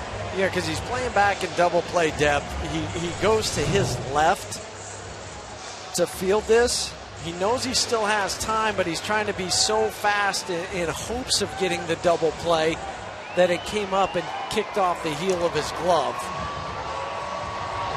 Instead of making sure that you're just going to get the lead runner, realizing that Amarista is fast, he's coming out on the left side of the box. But in any event, 3 errors, and the Rockies had come in 4th in the National League, only making 12 errors and a .985 fielding percentage. 3 errors all in this inning.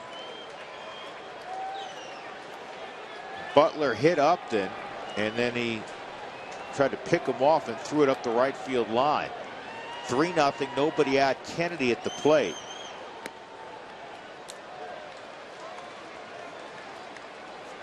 Christian Bergman's up now. 4th inning.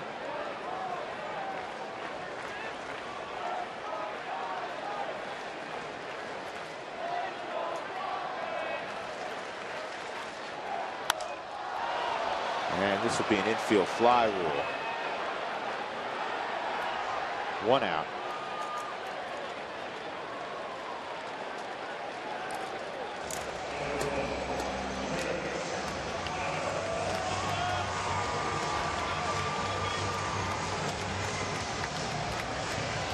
Will Myers 2 walks in the game. You said it earlier, it's the little things. They have not hit Butler hard. There was a clean single this inning by Norris and the double by Alonso. Other than that, I mean, there's only 3 hits for the Padres, period. But again, you have a couple walks, you have a hit batter, then you have the throwing error by Eddie Butler. And then the unusual errors up the middle by Tulowitzki, which really should have been interference, and then the one on DJ. And you're down 3-0. If you can somehow get out of it and just be down 3-0, you'd be very, very fortunate and still in contact. But as we've said many times, and if you followed West Coast baseball, you know runs are hard to come by at Petco typically. 0-1 to Myers, 0-2 on Will Myers. Well, if you're Eddie, you're hunting the strikeout now. And Will Myers, pretty good speed. Hits it on the ground. It's going to have to be hit hard at somebody. And Will Myers leads, he's second to Justin Upton in strikeouts. He has 20. Upton has struck out 23 times.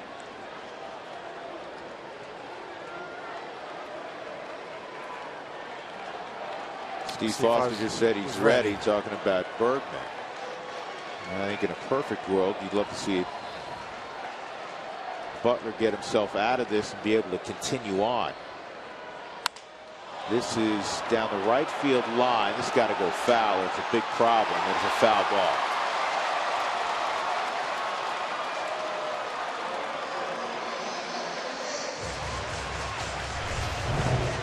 It was just a foot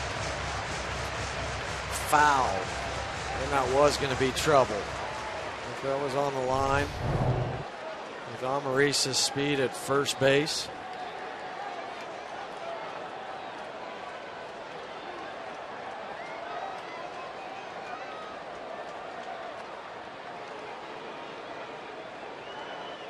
If you're Eddie, whatever pitch you decide to throw here, throw it with conviction.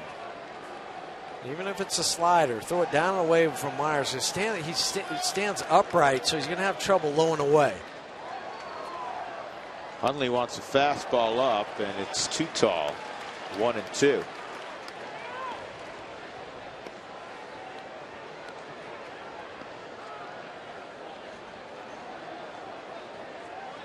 Bases full of Padres. Alonso at third, Middlebrooks at second. Amarista, who can run, is at first.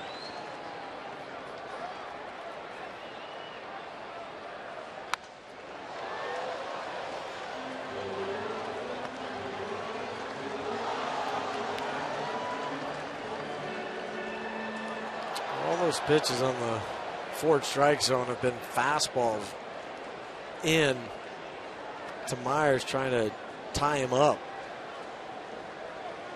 He's set up for the slider if that's the pitch you want to throw.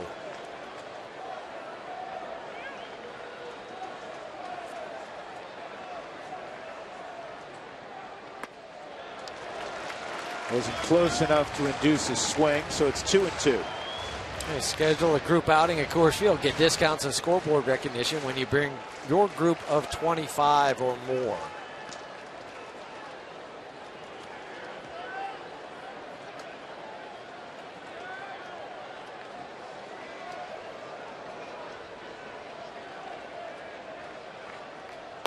And 3-2. So now they've gone as far as they can go. 3-2 on Myers. Nowhere to put him.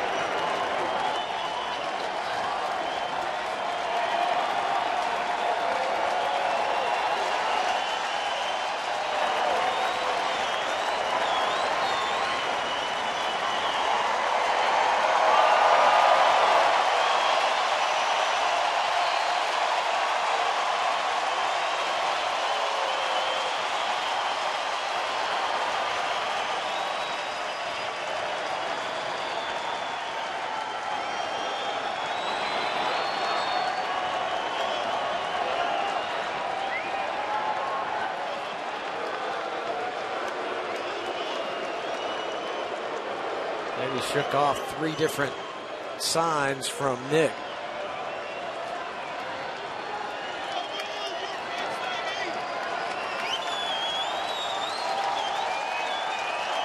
Three-two.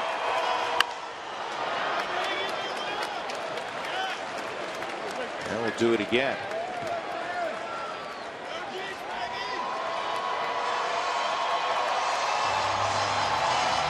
pitch would be number 9 in this at bat.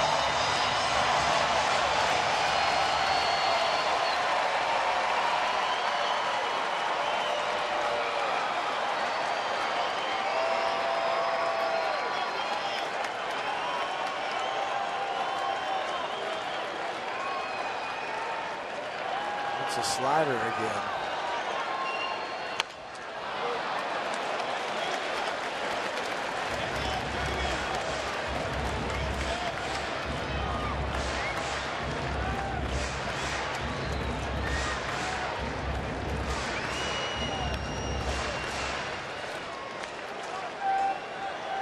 Three runs, 3 hits for the Padres. No runs, 2 hits, 3 errors for the Rockies.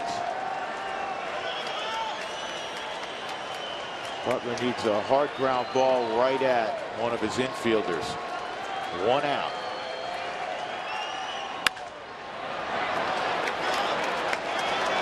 Not that infielder, a different one. It's the infielder play.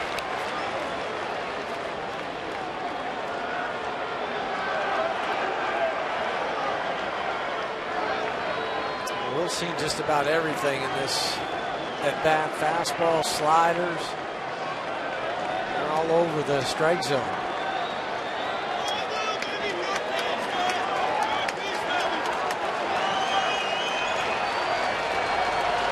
That's for a fastball away. Got it. Big sequence there from Butler. You hope that's one of those little growth moments for young pitchers. Not out of the woods yet, but that was quite a sequence. He had nowhere to put him. He got several foul balls, and then he challenged him up in the zone and got a strikeout. 2 gone. And he shook to that. That's the pitch that he wanted to throw. And he did at 95. So keep your focus and get Solarte. 0-1 on Solarte. Strikeout and a fly ball to right field. He's been dangerous this year with runners in scoring position. You see that graphic. 9 for 16. It's 3rd best in baseball in the early going. Better left-handed hitter than he is a right-handed hitter. Tried to bring that 2-seamer back. There's DJ at 6'11". Former Rocky Matt Holliday off to a tremendous start. Derek Norris, Solarte. AJ Przinsky with Atlanta.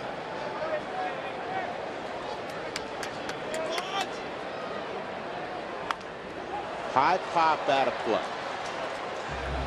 Say AJ's got 9 lives, huh? He's a catcher. Swing it. Swing it. Might be one of the least liked players in baseball. Well, I think he would tell all of us that he's not in it to win a popularity contest. That is true. He's been on a lot of good teams, though. 1-2 on Solarte.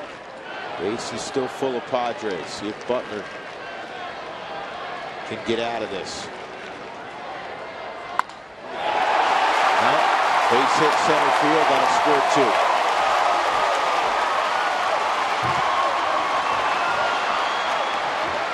They have Amarista hung up.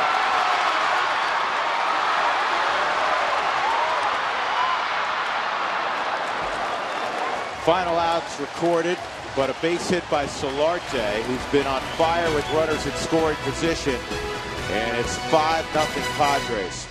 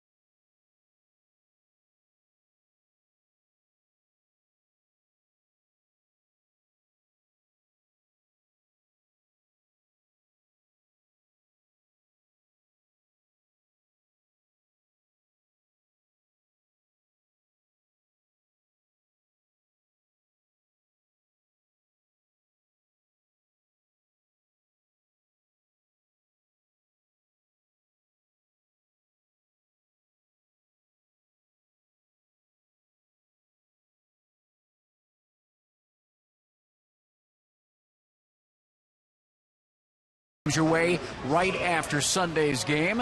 And a little bit of fun in San Diego at the San Diego History Center. Dr. Seuss, who spent much of his life here, is highlighted in that display. So we're going to do a little Dr. Seuss Rockies Weekly. We'll get the good, the bad, the spilly, and the sully for the month. Plays of the month of April. It's all coming up on Rockies Weekly right after the postgame on Sunday. I hope you'll tune in. Guys? Why was Sully at a tie and Spilly not?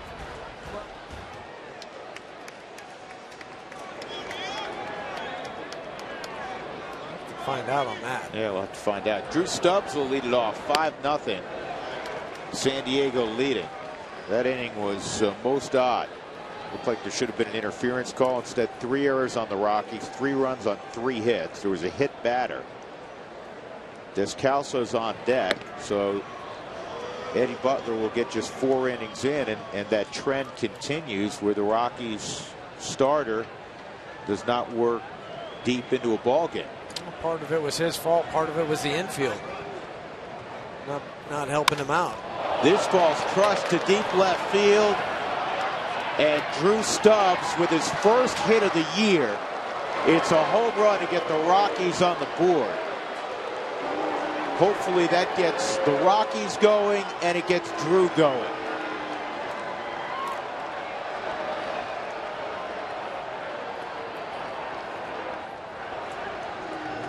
That's got to feel good. You see the exhale when he crossed home plate? And I was thinking, you're 0 for 20, and as soon as he hit this, he knew. He just puts his head down. But I will say this for Drew. He came to work every single day, put in the extra work in batting practice, doing everything he could, was never not talkative to us, never kept to himself because things weren't going well. He still acted like a professional. Oh, well, that's him through and through. He's not going to treat anybody differently. That's not the way he is. But I mean, as a player that it's just a sickening feeling when you're going through something like that. Well, as bad as you think it is, and you take it with you every night when you go home. So Descalso with nobody out, hitting for Butler. Way inside on Daniel.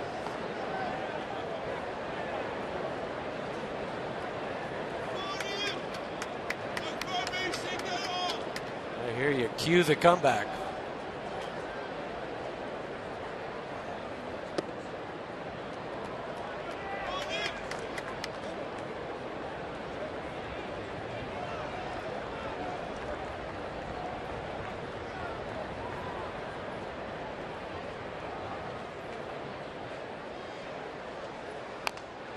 Two and one.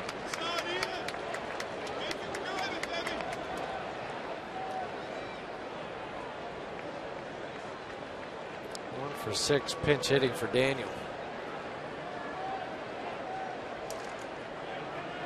Michael McHenry putting his arm around Eddie, helping him, giving him words of encouragement. The woulda, coulda, shoulda game. He's ahead of Solarte. If he gets him, with all that transpired in that inning, if he can get to the dugout and it's 3-0, 2 things happen. First of all, now it's a 2-run game. Butler stays in the game. Yes, he does. And you're not going to your bullpen saying, help me out, get 5 innings for me. LeMahieu batting leadoff for the first time this year, a double and a walk. He walked back in the first inning.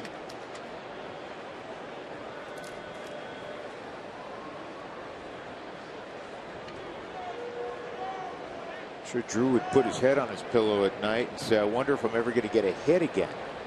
Been there. Right? And I say it out of empathy because everybody that's put on a big league uniform, you're in a slump. You wonder if you're ever going to get another hit. You're going to get out of it. I forget how to swing the bat.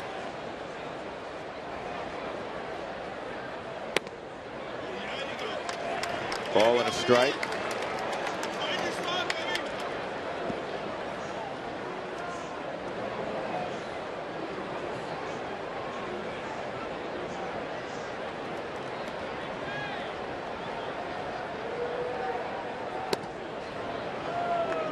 The line on Eddie Butler, he threw 82 pitches, 4 innings, 5 runs, 3 earned, 4 hits, a couple walks, 3 strikeouts, and he hit a batter.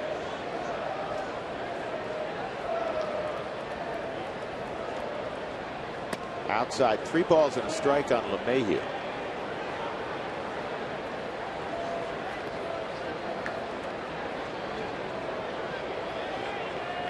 Still the 5th inning. You still have time. There's not.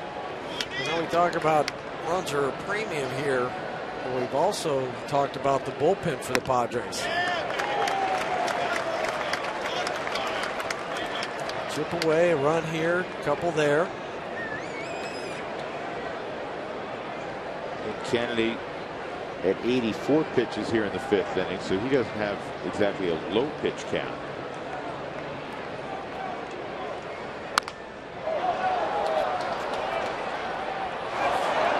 Kennedy famously went to La Quinta High School north of here in Orange County with Ian Stewart.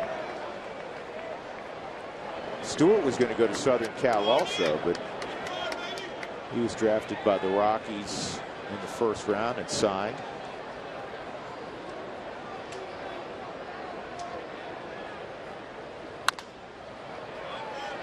Bouncer to Solarte.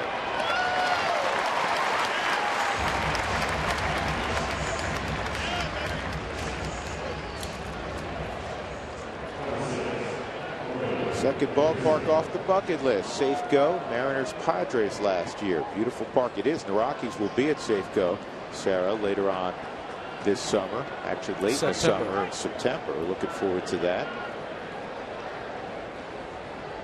We have an off day in Seattle this year. Do we? Yes. You know, all those things. You always look ahead. I do plan a little bit further in advance than you do. You can put that in bold letters and underline it several times. You are correct. Dickerson with 2 outs. Corey takes a strike. Corey a strikeout and a fly ball to very deep left center field. Upton and Myers almost came together. I think they could hear each other, and Justin Upton made the catch.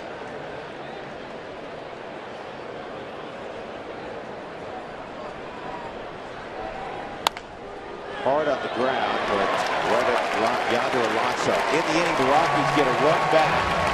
Drew Stubbs' first hit of the year. He hit a changeup out to left. And the Rockies have a run. It's 5-1 San Diego.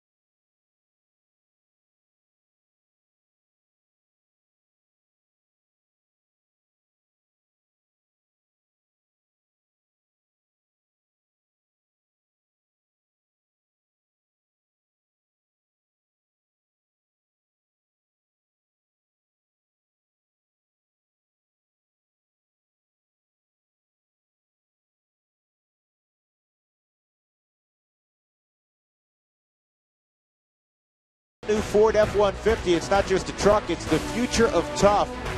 By Southwest Airlines, book your low fare now at southwest.com. And by CenturyLink, your link to what's next. Harbor at San Diego, the Rockies trailing the Padres 5-1. Game 4 of this 6-game road trip for the Rockies. Christian Bergman has been summoned from the bullpen. He'll pitch several innings. Walt Weiss hopes it'll begin here in the 5th inning with Matt Kemp, then Justin Upton and Derek Norris, 3, 4, and 5 in that Padre lineup. Well, the 5 games, one is a start, the other 4 are relief appearances. One start was back on April 14th, a no decision, and the win that the Rockies had out at San Francisco. The Rockies are going to add to their National League most 76 1/3 innings out of the bullpen coming into tonight. They hope they have to pick up 5. Yes, that would be good. That means you get the lead back and you're going into the bottom of the 9th. Kemp a single and a strikeout, and he takes that fastball in the outside corner. What was mentioned before the ball game, Bergman working long relief, but he's stretched out pretty good. So, I mean, he could conceivably stay in the game for a while, and obviously some of it depends on when his number comes up offensively, where the Rockies are. Well, yeah, you're looking at, he could throw 75 pitches if need be, but how about that? San Francisco and Atlanta, 2 pitching-rich franchises, usually on the starting side, and that they have not gotten a lot out of their rotation so far this year. Cargo in deep right makes the catch. Kemp is retired, and that'll bring to the plate Upton.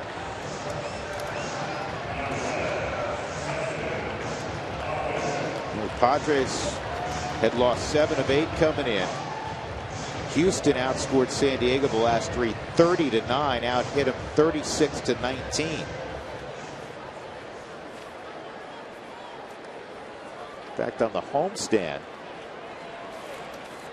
the Padres have 1 victory. That came against the Dodgers. They've been outscored 52-25 and losing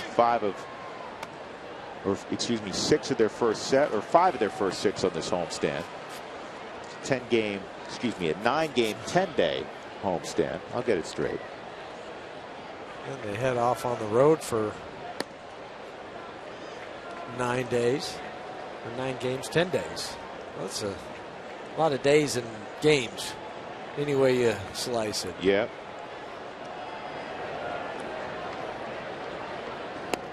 Good changeup. Upton's out in front, swung over the top of it. One for Christian, the hardest thing is, you can go out there and throw a lot of innings and pitches, but when's it going to be? So how much side work do you get in? How much tossing before a game do you have to do?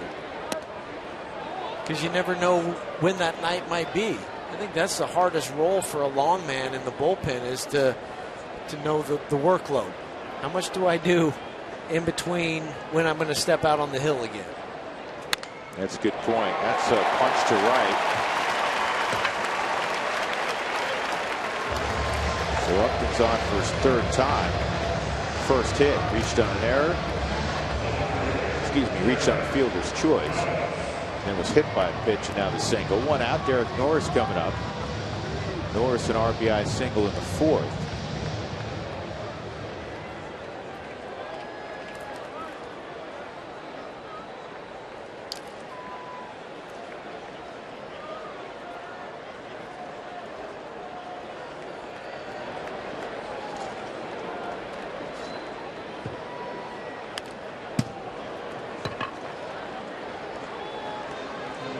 Norris an all-star last year with the A's.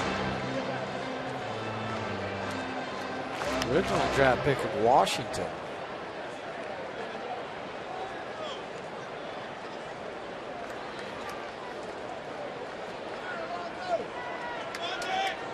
Fourth round pick in 07 by the Nationals. Grew up in Kansas. Gatorade Player of the Year in the state of Kansas. Coming out of Goddard High School.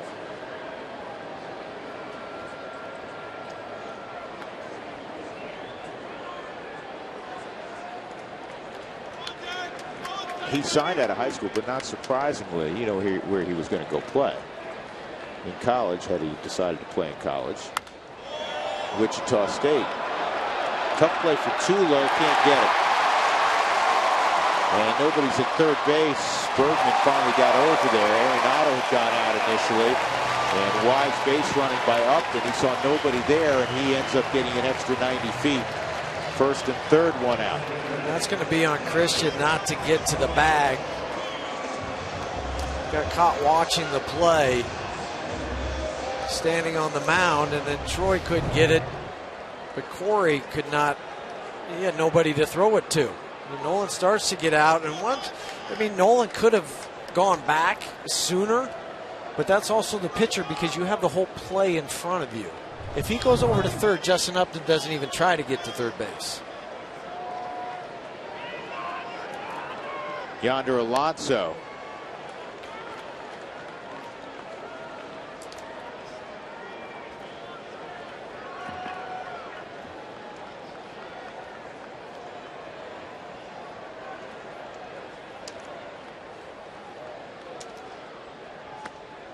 And the changeup beneath the knees. It's 2-0.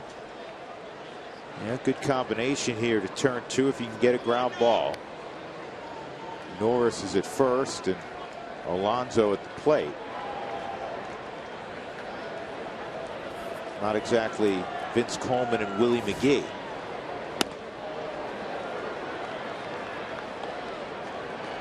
That was always a fun one when those two were on. You had a two-hopper. You were charging it and firing it like your life depended on it, right? It was bang, still bang. not getting it. Yeah.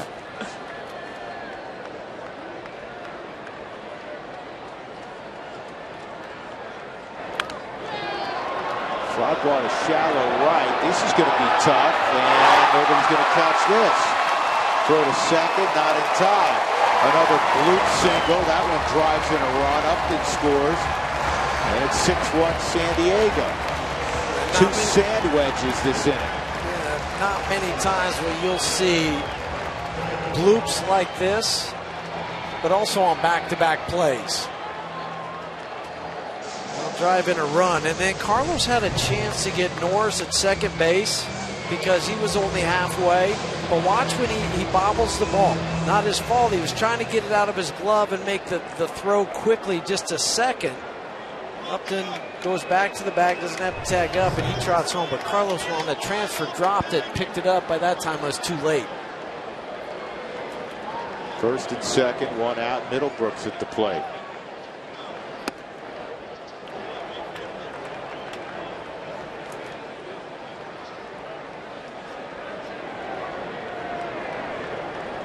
Rockies right now over the last two ball games have been outscored 15-2.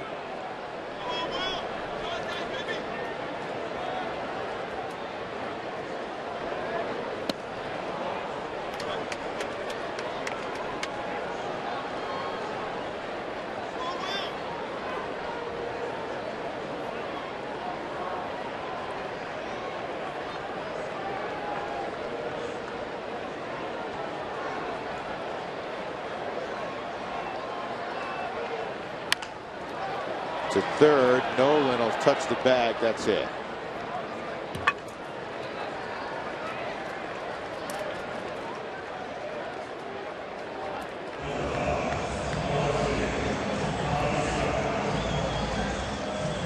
And that'll bring up Amarista.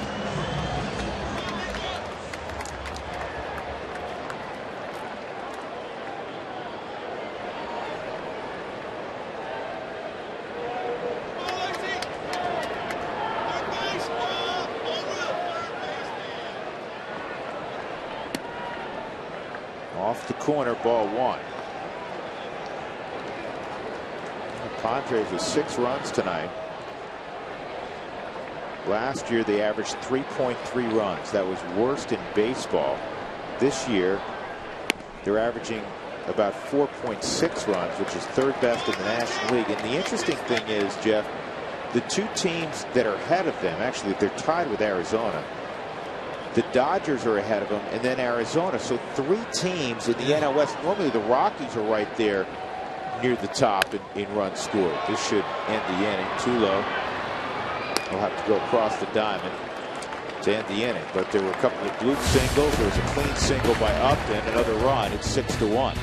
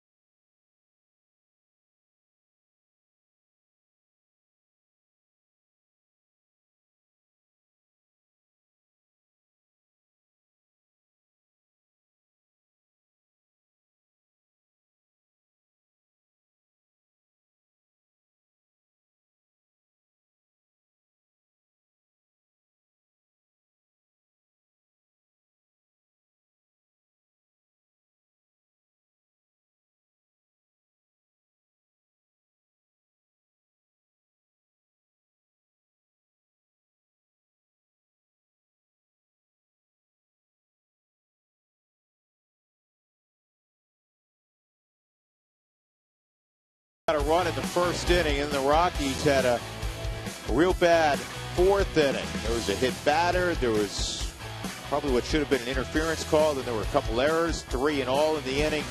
And the Rockies fell behind 5-0. Drew Stubbs hit a home run, his first hit of the year. And then the Padres got another run in the bottom of the fifth. So it's 6-1 San Diego. Ian Kennedy has been in complete control tonight. He'll face the middle of the Rockies order: Tulowitzki, Morneau, Arenado, with Jeff Houston and Mark Stout. On this Fan Friday from Petco, I'm Drew Goodman. Tulo, a strikeout and a ground ball to third. Kennedy had a terrible outing his last time, but he's turned it around this evening.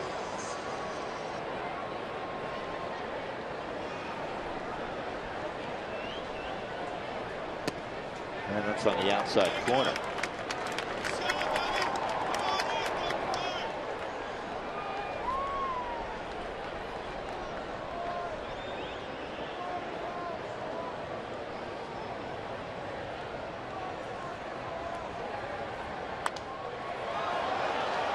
Popped up, foul ground. Norris near the screen, out of play.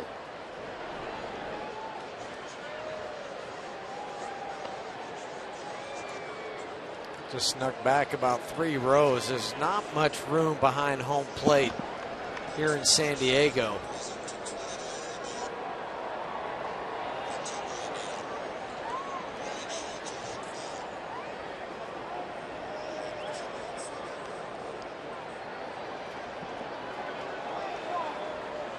One-two on Troy. And it's smoked, but right at Alonso.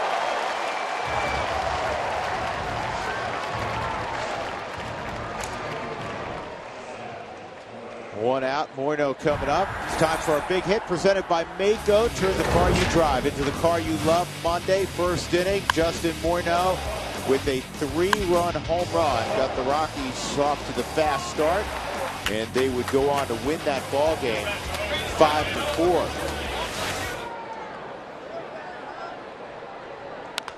And Justin rolls this one at Alonso. 2 outs. Arenado will be next. Fly ball right field and a single. The Rockies have 3 hits tonight.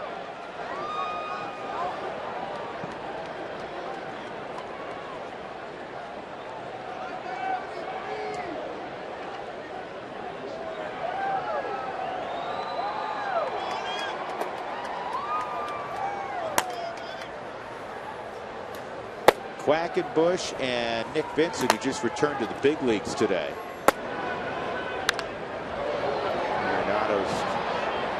Ball's going to travel into the seats, foul.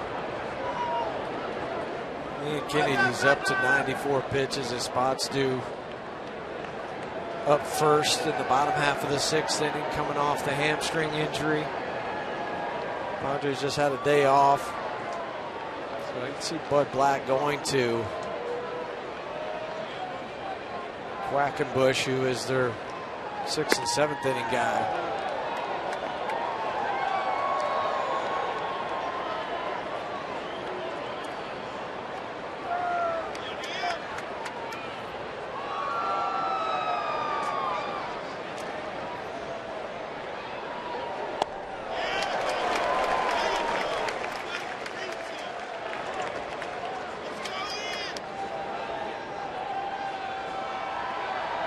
Ball and 2 strikes on Nolan.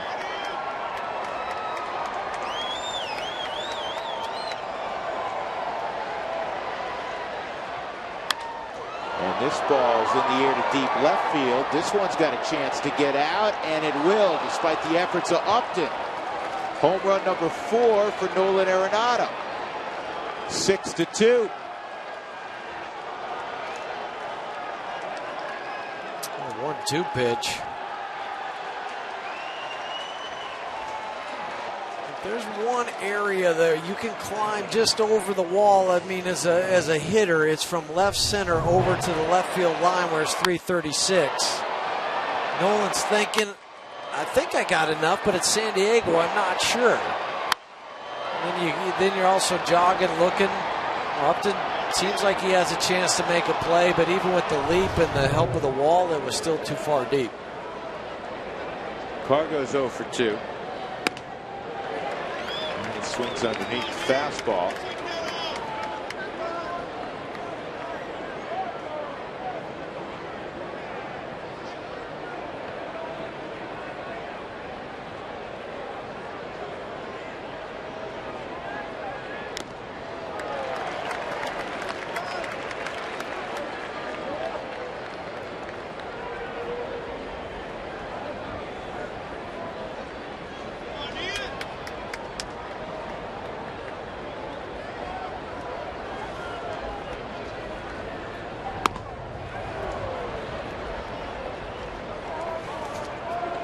One and 2 on Carlos.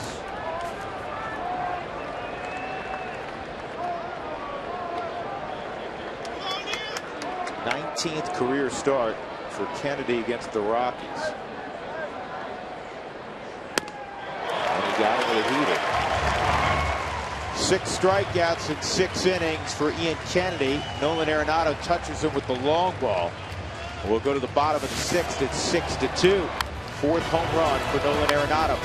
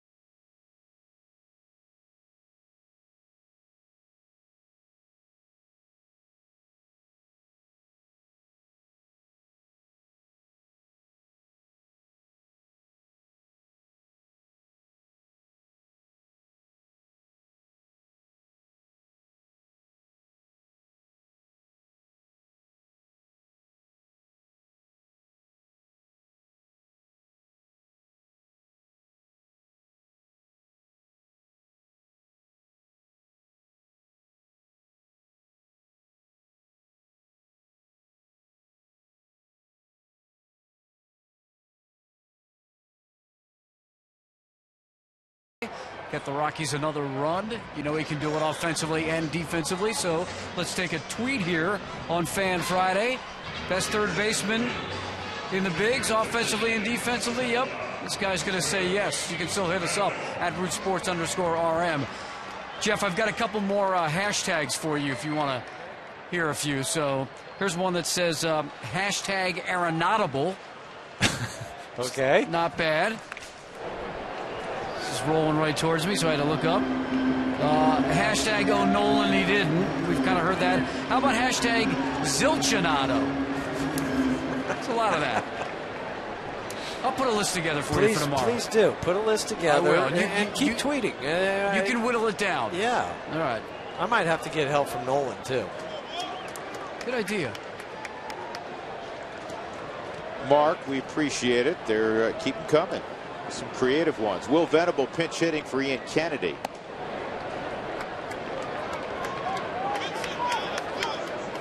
Ian Kennedy goes 6 innings.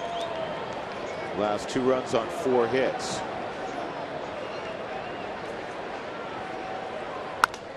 Venable out in front of a changeup. Fly ball to Dickerson.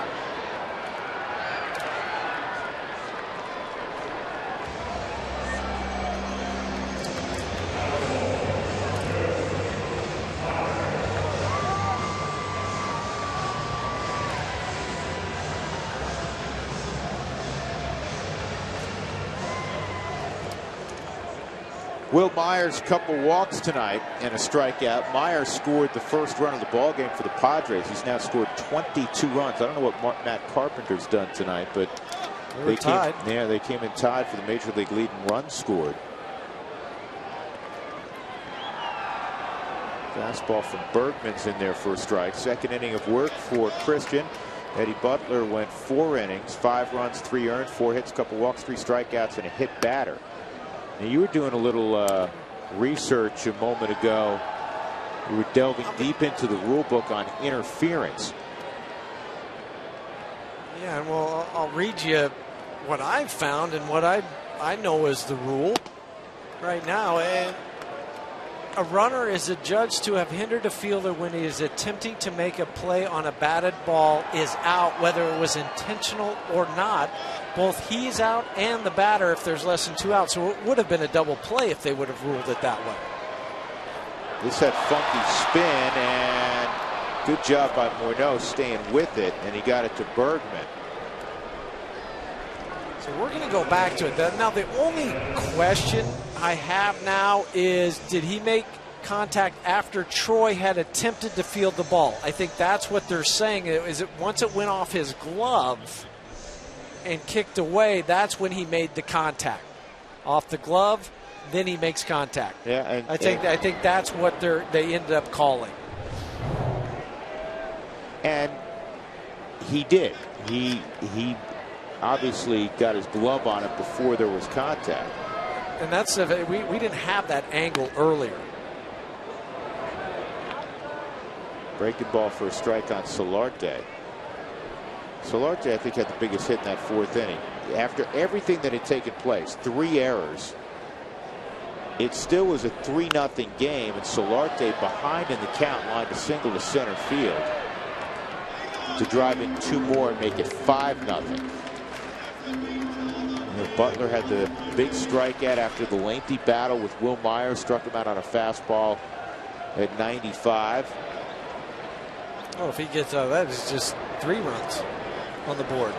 Right. Drew Stubbs led off the next half inning with a home run. Butler was up, would have been up next, and maybe Walt stays with him. Instead, you have to go to the pinch hitter, and Butler's evening was done after 4 innings. Christian Bergman works a 1-2-3 6th inning. We'll go to the 7th, 6-2 San Diego.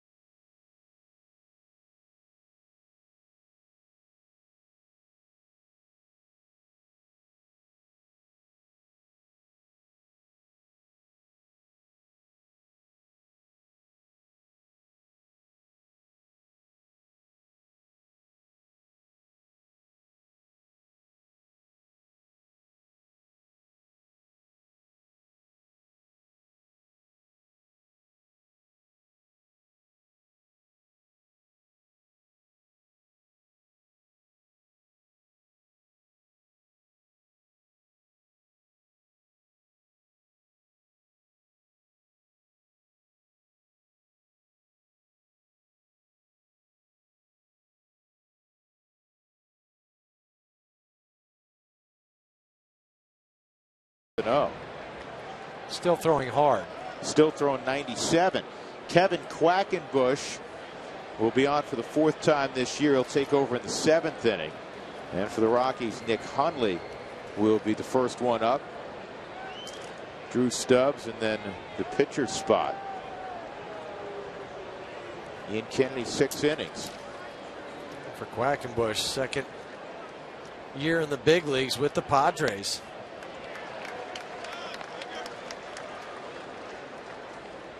Last year, 3-3, 6 saves. One of those guys that had a lot of strikeouts coming from the bullpen, about 1 an inning.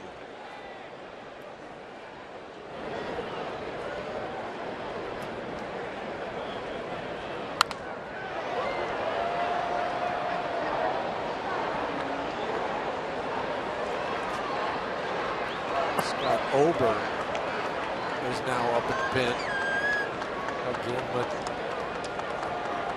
the pitcher spot due up 3rd. And he's another guy that can throw multiple innings.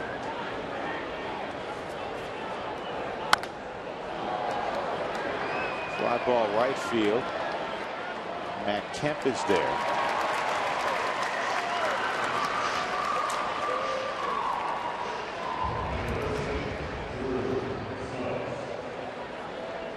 Angel Stadium, the Big A. You used to play there, Huey. Yes, I did.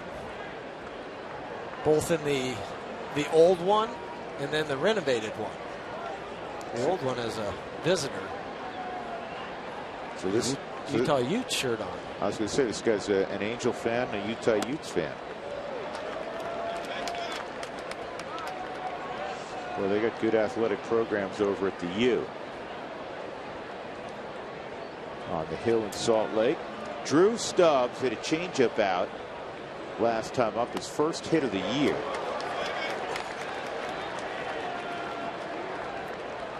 Looking down on the on deck circle, seeing who that Tyler Matzik has a bat. Well, Blackman, we need to point this out. Blackman didn't start tonight. He's under the weather. Feels better today than he did yesterday. That's why he didn't start tonight. Strikeout for Drew. And with the short bench, you have to, I mean, you don't want to go to Rafi and Noah because he's your other middle infielder. Charlie's sick, and then you got the backup catcher. And let me tell you what, knowing Walt the way we do, he hates this right now. Hates doing this because, you know, Matzik's a really good athlete, but you always worry about, you know, he gets sawed off and hurts a finger, pulls a hamstring trying to beat out a slow roll or something along those lines. And he's your starter on Sunday.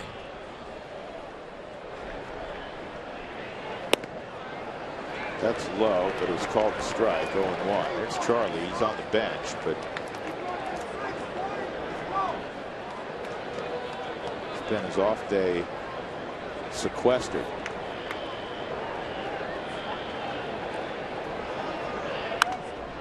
Good swing.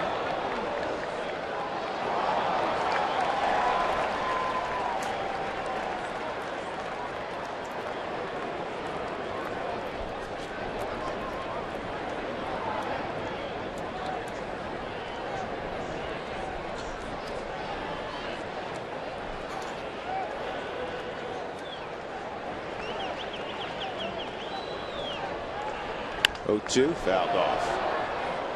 Tyler is 3 for 7 on the year. Rockies pitchers have hit higher than any other National League club so far.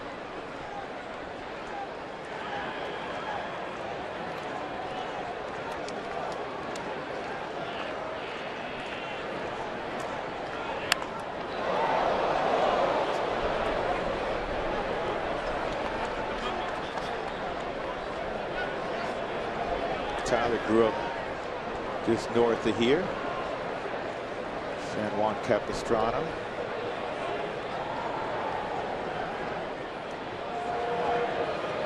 You know the Swallows come back every year? You asking me for it?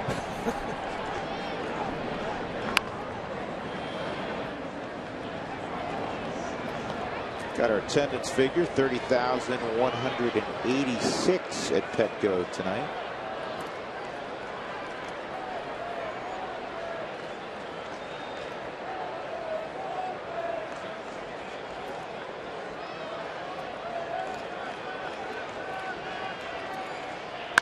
(0-2) and it's on the ground to short. And Quackenbush works a 1-2-3 seventh inning. Padres at home up 6-2 on the Rockies.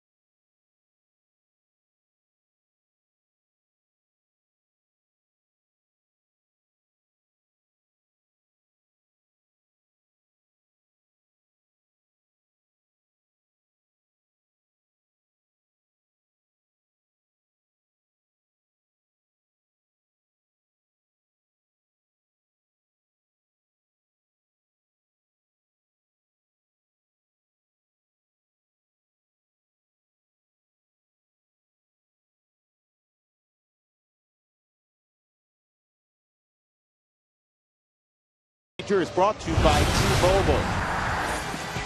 3-0. 1-2 count on Yangervis Solarte with the bases loaded, and he lines a single to center to move his average close to 600 this year with runners in scoring position, and that made it 5-0. Our T-Mobile game changer.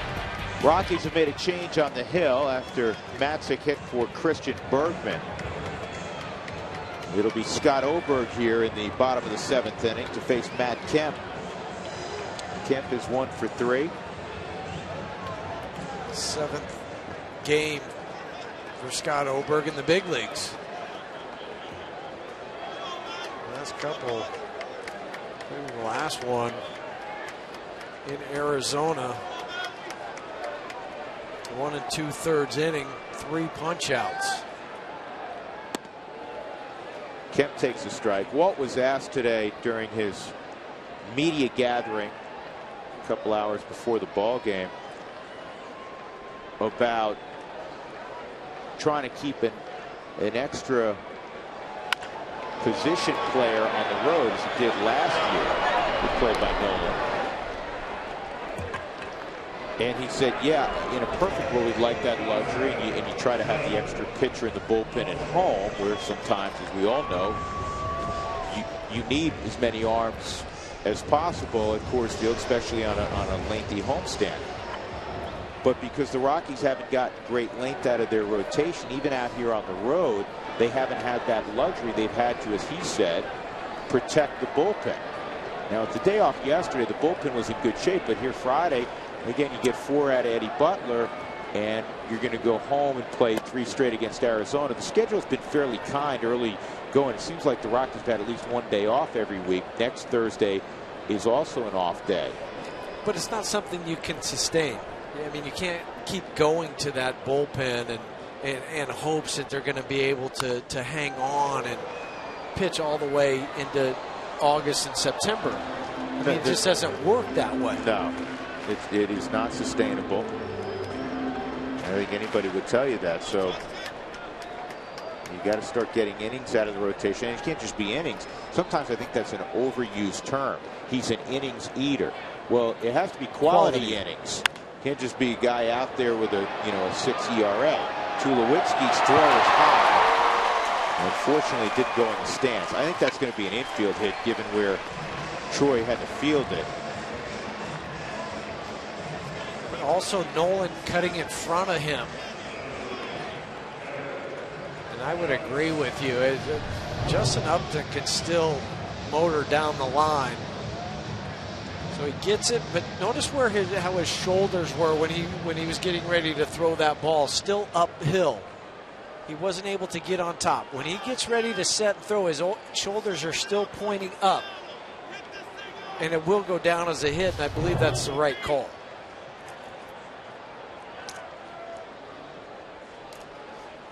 (6-2). Derek Norris is at the plate. Norris has 2 of their 8 hits.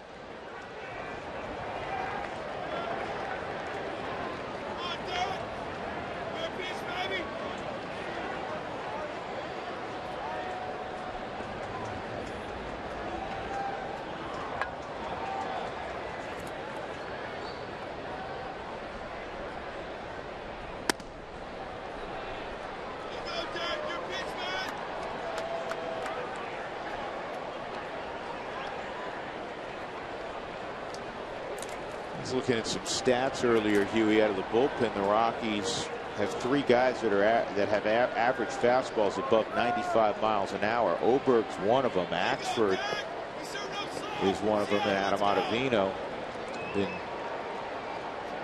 the hardest throwing Rocky out of the bullpen.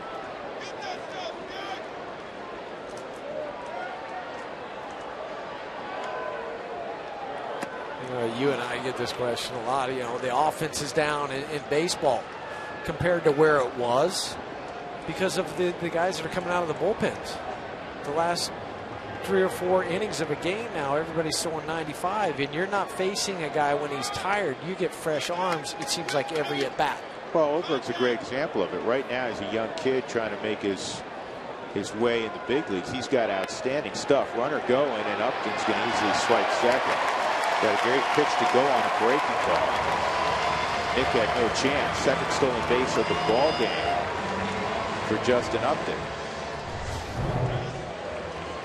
Well, even 6-2, he says the game's not over. It's not. He goes out there and steals the base, and that one was on Scott. No, that's not. There's no etiquette. No. Issue there. I mean, you're right. within a grand slam, so from a Padres standpoint, you understand why he went. 2-2 on Derek Norris, but Oberg's an example of that. So he's coming out of the bullpen in the quote unquote middle innings. This is right out in front of the plate. Scott's home.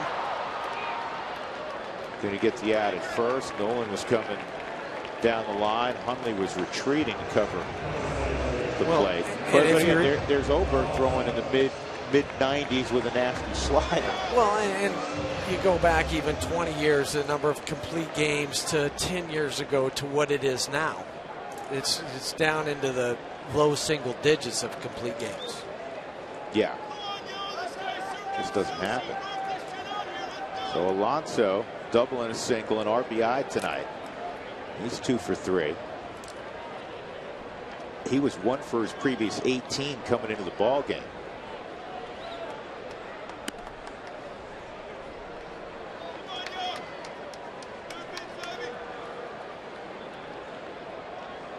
Padres 3 for 12, as you see on the graphic, with runners in scoring position, and they had come in at a .322 clip, which was second in the major leagues. Rockies were the highest average, .324.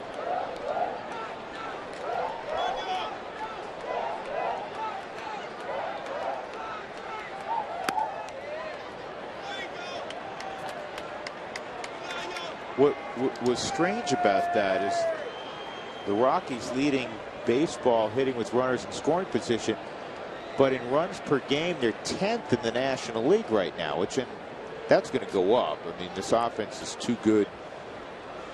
And historically, they finish, first or second in the league offensively. But through April 10th, and you look at it as a good sign because they finished April above 500. 1-2. Not many games that they scored double digits in a row. On opening day it was. That's the only game that they've scored more than 6 runs in a game. They shut out the Brewers 10-0 opening day. We owe the folks some tacos. Hasn't happened since. And a strikeout to end the inning of Yonder Alonso. So good pitching there by Scott Oberg. Strands Justin Upton at third. We'll go to the 8th inning. Rockies down 4. Need to get a rally going.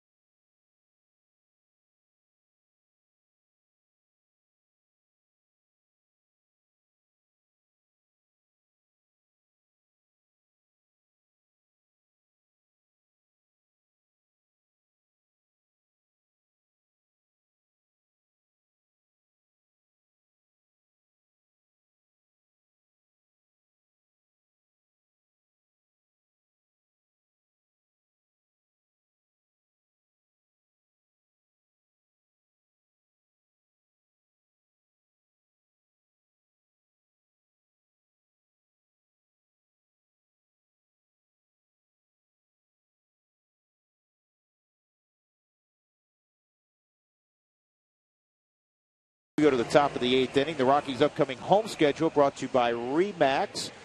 Next week, the Rockies have 3 against the Diamondbacks, off day Thursday, and the Dodgers come to town.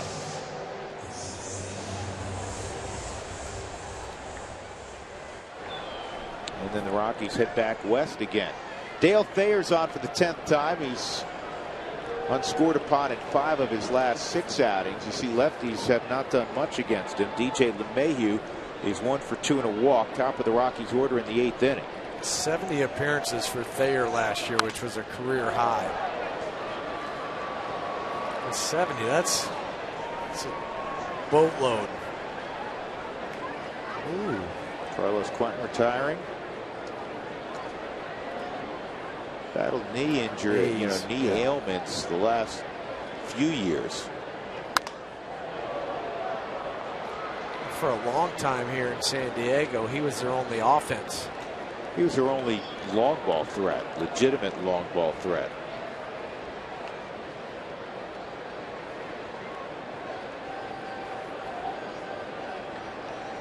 .234 ERA last year in those 70 appearances for Thayer. Watch your knuckles, DJ.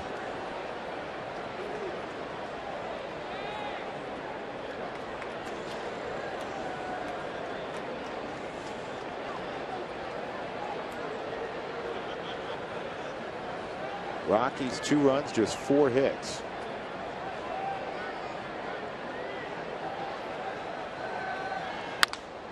And DJ has 2 of the 5 hits tonight.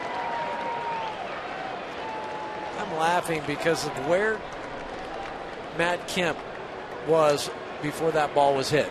Remember earlier in the game that DJ hit the double down the line. He was straddling, the right field line. So when he starts off this time, he's on the right field line, and DJ hit it straight up to where a right fielder would normally play. It's like, I don't know where to play you.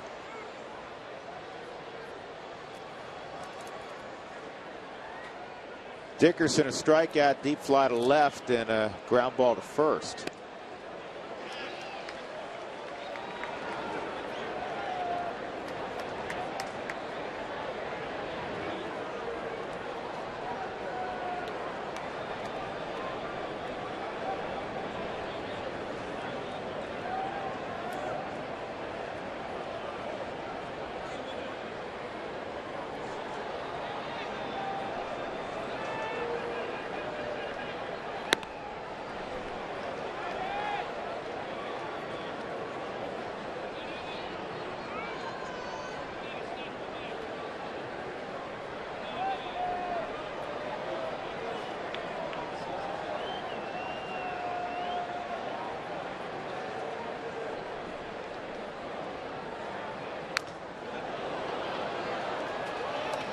Big swing, foul ball.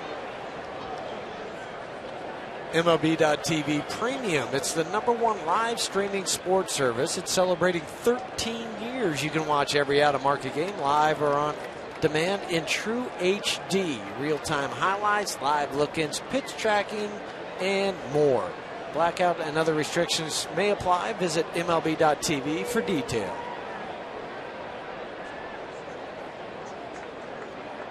Albuquerque lost tonight in 12 innings, 10-5.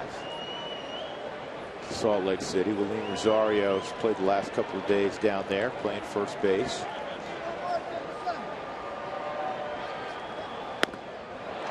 And Thayer strikes out Corey. 1 out.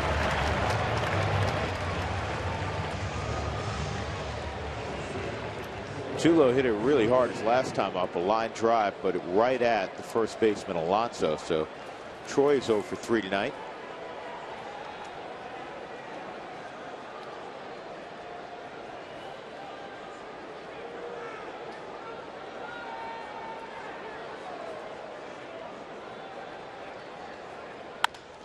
And this will be 2.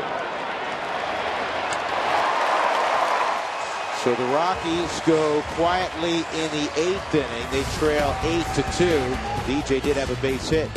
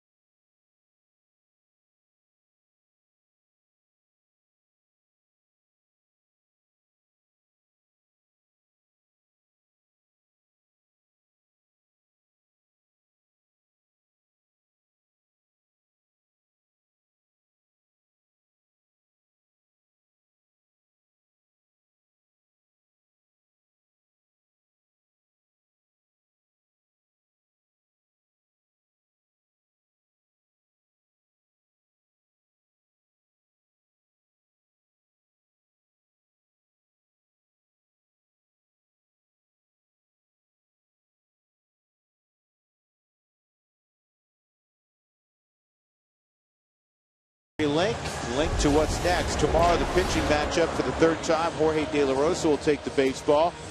And the former Blue Jay and Seattle Mariner, Brendan Morrow, in his first year in a Padres uniform, will have it. It'll be his 5th start.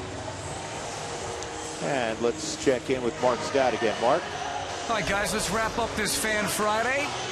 Toyota Talk, call it what you will, but we're going to wrap it up with a few more suggestions for Huey. He wants a hashtag for when Nolan Arenado makes some great plays. So here you go, Huey. There's hashtag El Guante, which means the glove. The glove, yeah. Right. Hashtag Nolan the Dice, because every time you're rolling it, when you hit one to him, I like that one. Hashtag 28th the Great. Hashtag Stolen by Nolan. Ooh, it's not bad. I like that one. And you know what? Just because I was at the Dr. Seuss exhibit, and that's going to be part of Rockies Weekly, how about just hashtag the Grinch? Who stole? Well, he steals hits. Yeah. Okay. I don't know. Put it in the mix. I'll write them all down for tomorrow. What was the one before the Grinch, Mark? What was it? There's hashtag Stolen by Nolan. Oh. Nolan the Dice. How is that some creative ones? How is the Dr. Seuss Museum? It's interesting. Dr. Seuss spent much of his life in La Jolla, so they show all of the Cat in the Hat, and then they show some of the stuff that he did. It was a little bit more. Yeah, here it is. It's at the San Diego History Center by Balboa Park. And they show a little bit more of some of the adult stuff he did, too, in another room, but we concentrated here. You see Horton back in the back and green eggs and ham. See, Huey, had we broken out green eggs and ham, we could live in La Jolla, too. Oh. That's always, yeah. We screwed up again. Will Middlebrooks is up there. Jorge Rondon is on the hill for the Rockies, 2-0. He has an invention, and you go, man, why didn't I think of that? Like the Cat in the Hat, green eggs and ham? Yep.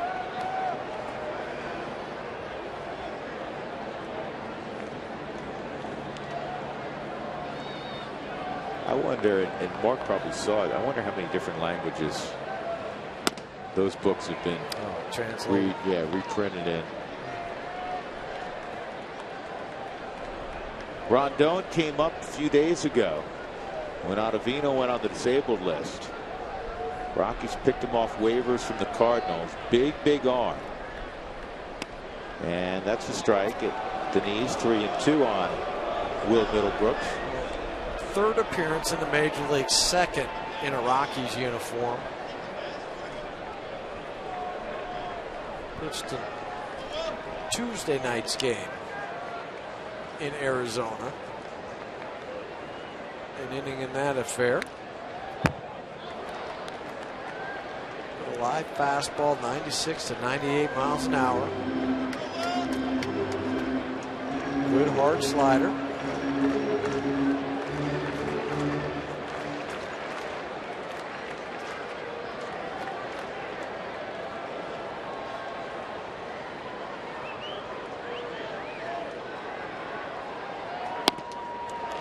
And Middlebrooks walks.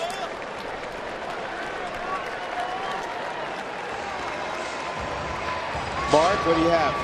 Well, you know, I do have my Dr. Seuss books, too, that I brought, because I've had them for many years.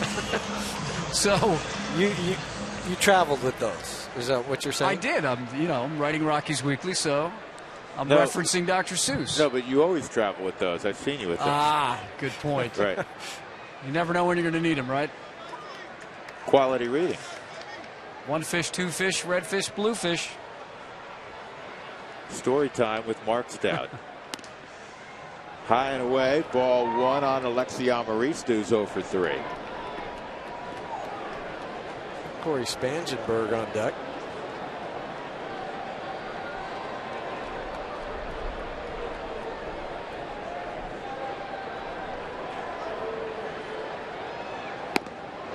Was Wacky Wednesday a Dr. Seuss book? I think I read that to my kids like 4,684 times. Wacky Wednesday, and you had to always pick out what was wacky in each picture. I didn't have that one. I had the Too Many Daves.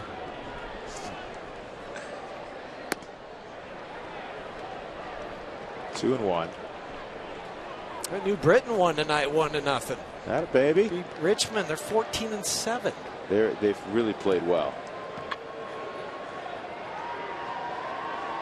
Trevor Story's off to a fabulous start. 360. That's Is that a good any start. good? Yeah. 1 for 3 tonight. Tommy Murphy's off to a good start down there. He was 1 for 4, hitting 319. Ryan Carpenter with the win.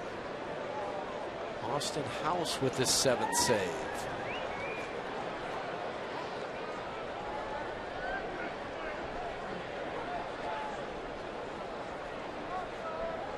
Middlebrooks at first.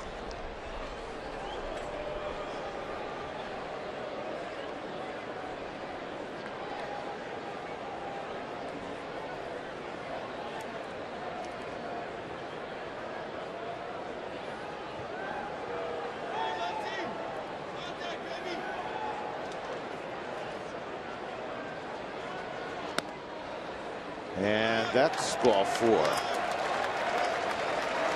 Back-to-back walks.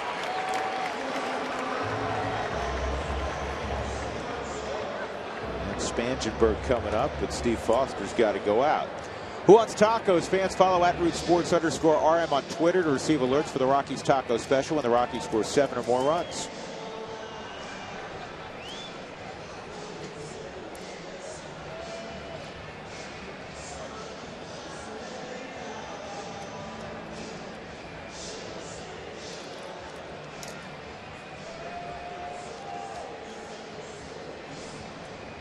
Spangenberg was 4 for 7 in the series against Colorado.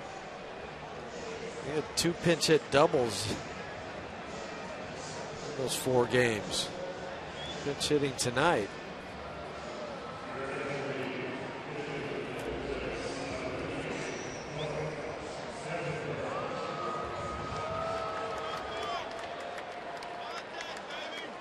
He had been 0 for 8 as a pinch hitter, but with those 2, he's now 2 for 10 pinch hitting.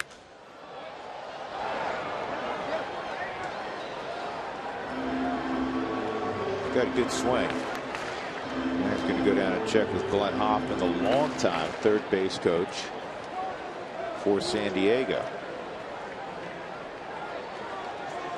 That tells me he might have missed a sign. Yeah, probably. Right?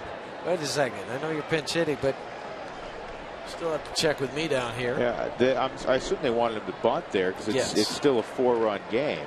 And now they ask him to bunt, and he pulls it back.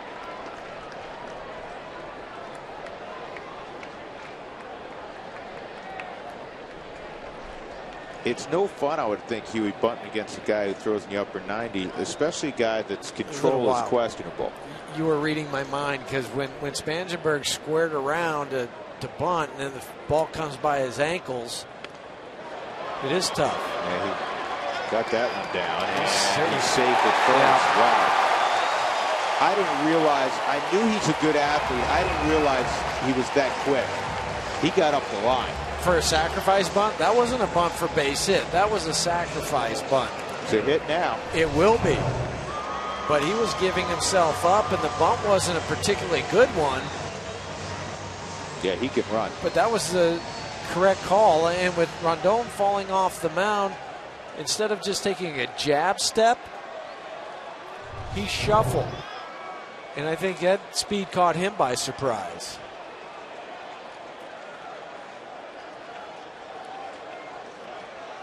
Will Myers with the bases loaded and nobody out. Myers 2 walks tonight, a strikeout and a ground out. Slider to third, and it goes under Nolan's glove. 2-run score. Spangenberg to third, and into second is Will Myers. Well, you know it's a bad night when that ball goes under Nolan's glove. First error of the season. One of the few remaining third basemen who had not made an error.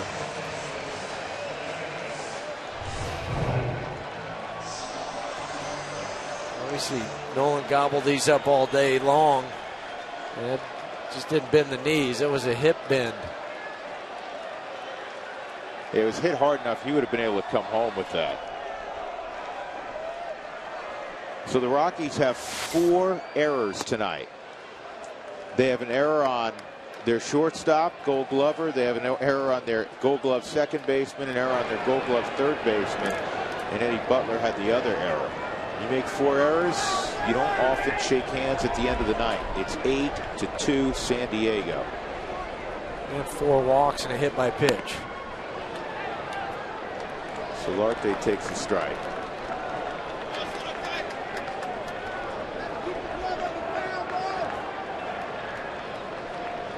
Yeah, I saw a shot of Rich Donnelly tonight. He's coaching third for Seattle. And it reminds me of what a lot of people in baseball say, but the first guy to say it to me was Rich Donnelly, and he learned it from Jim Leland. And that is that you're not really playing against the opponent each night. You're playing against yourself. You're playing against playing good baseball. If you play clean baseball all the way around, you throw strikes, you don't put people on, you play solid defense, you pitch and catch it, you're going to have a real good chance most nights to win. It doesn't mean just play because you play clean, you're always going to win. Of course, that's not the case. But when you kick it 4 times and you have 5 freebies, it's going to be real difficult to win. When you talk about playing against yourself, what you're then playing is you hope your opponent makes more errors and more mistakes than you do.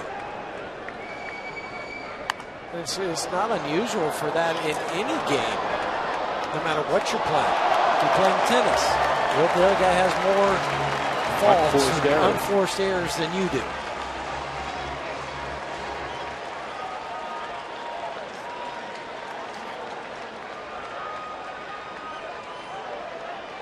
(17-3) the last 2 ball games. The Rockies have been outscored. That's foul.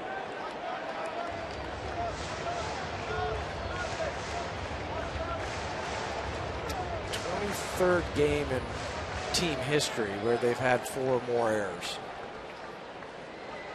They had one earlier this year, and they had a chance to win it. That was that Cub game that turned into a bad loss. This ball is going to sneak through. That's going to score 2. Padres struggling to score the last week are into double figures here at Petco. It's 10-2. 2-run single for Solarte, who has a 4 RBI night.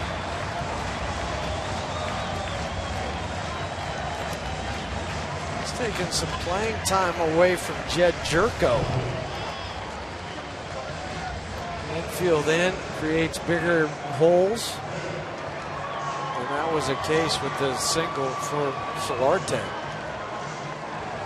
Put the ball in play, good things will happen. And there's still nobody out. Matt Kemp at the plate. 10 runs, 10 hits.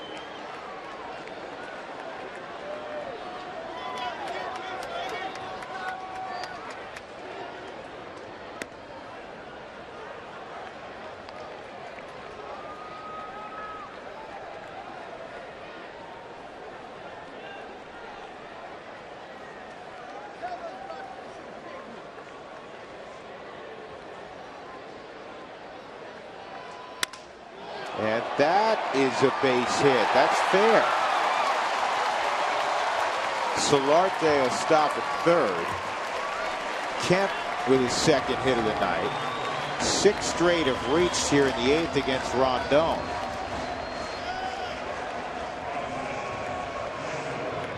Such a bad luck from Rondon because that ball off the label, Matt Kemp inside out, broke his bat and hit it a foot fair. Some English going towards the wall.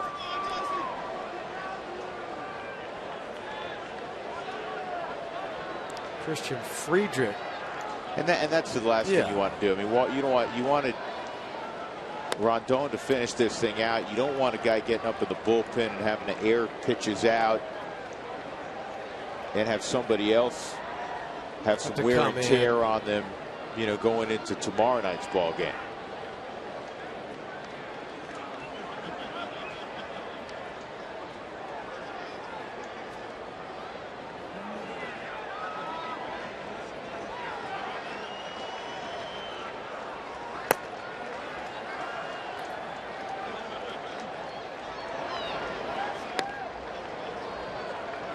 Ball and a strike on Upton. If you're or a two, you just have to think of this as a learning experience.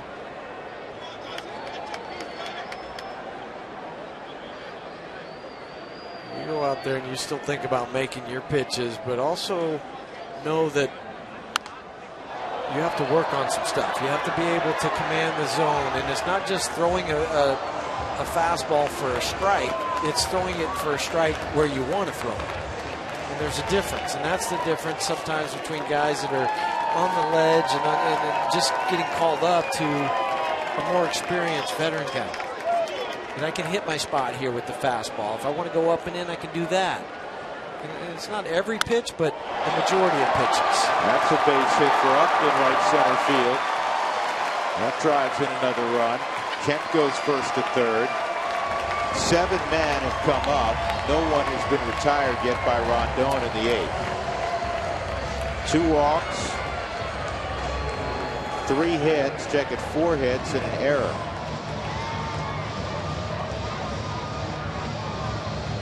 That was the 16th RBI for Justin Upton.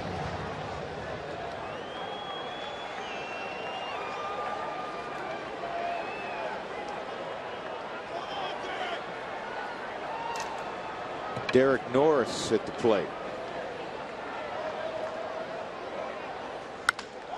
Norris drives this ball to right center field. This is going to roll to the wall. This is going to score a pair of runs.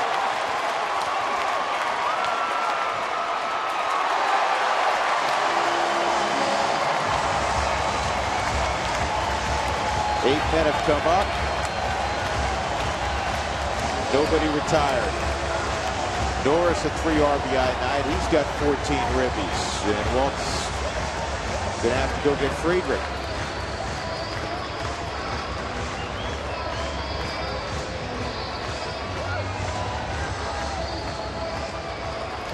Tenth double for Norris this year.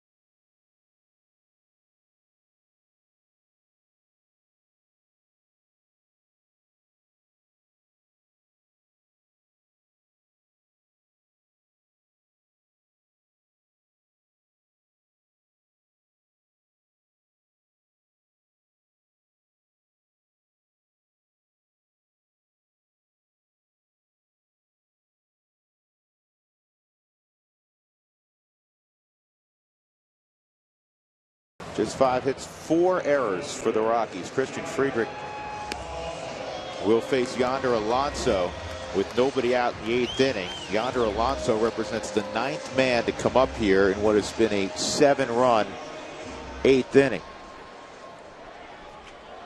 A couple walks and error in that inning, and 5 hits, 4 in a row. Yeah, as you said, Drew, that's the last thing you want to have to do is go get him, but just for his sake, you had to get him out of there and bring in Christian.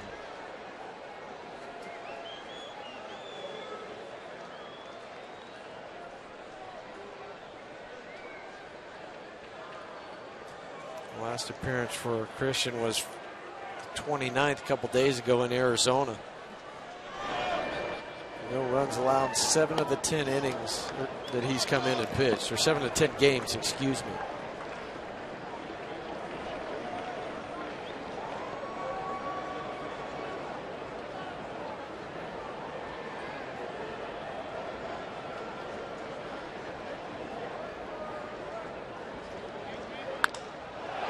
Another hit. Yonder Alonso goes the other way. And even though Derek Norris could have easily scored, Glenn Hoffman put up the stop sign.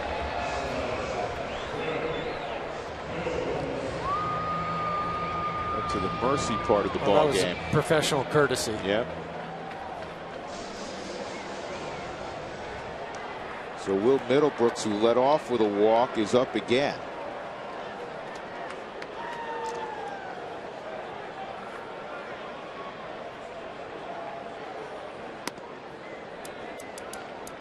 I can't remember the last time I saw 9 guys come up and not 1 out was recorded. Been a while.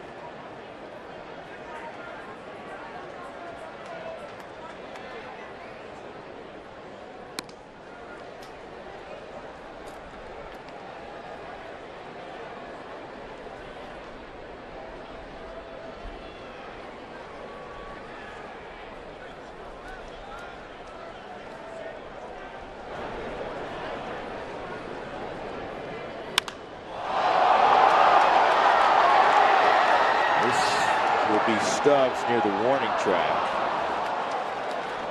And Norris will jog home.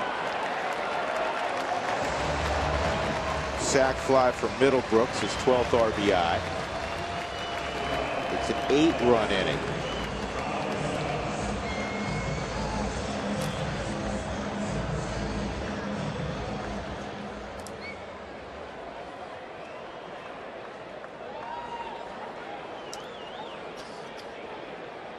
Amarista walk, back-to-back walks by Rondon began the inning, and then there was the sac bunt by Spangenberg. The intent to be a sac bunt. He just beat the throw from Rondon to first. After he missed the sign for the first time where he swung away. That's right.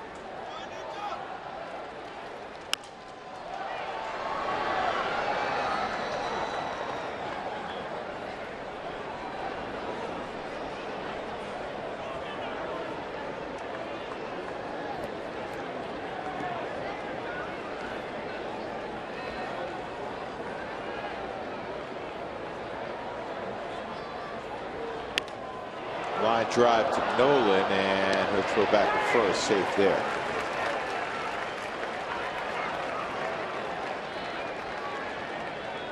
Two outs. And Spangenberg. Not often you pinch hit and get 2 ABs in the same inning. Slider, a little slice to third base side. Nolan tries to make the throw across. Alonso.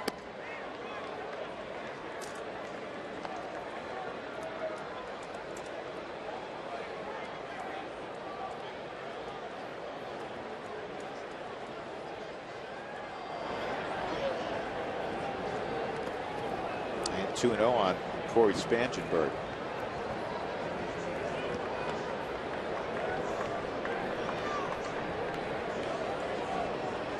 Well, Rondon's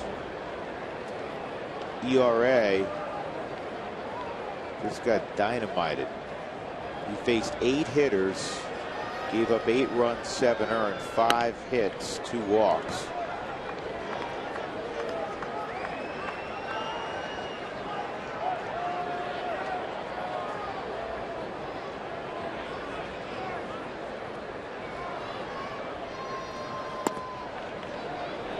Two and 2 on Spangenberg.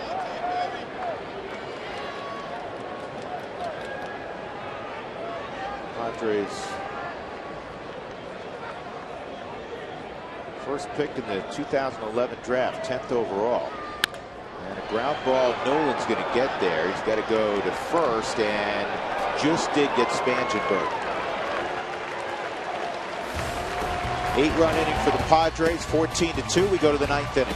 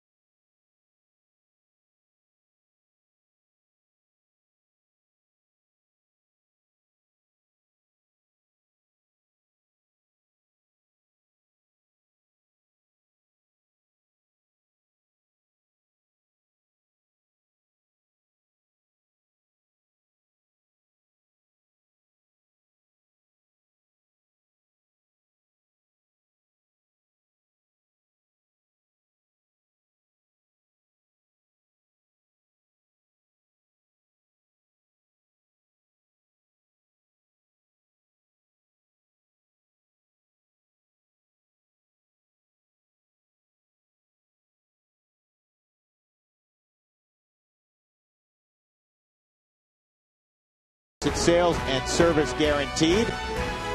And by the Lodge Casino, it's not only your first choice for winning, it's also your first choice for fun. Lodge Casino.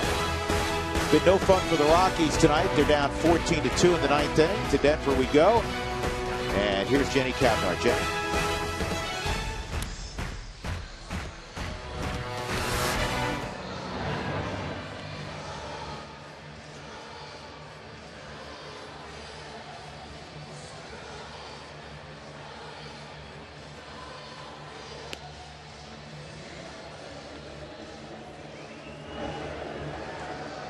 All right, we'll look forward to hearing what Spilly has to say after the ball game, because right now, not a lot of good things have happened the last 3 hours for the Rockies. Down by a dozen runs. Nick Vincent just recalled to the big leagues. And he'll throw the 9th inning. Made the squad out of spring training. Nick was up most of last year. Morneau will lead things off.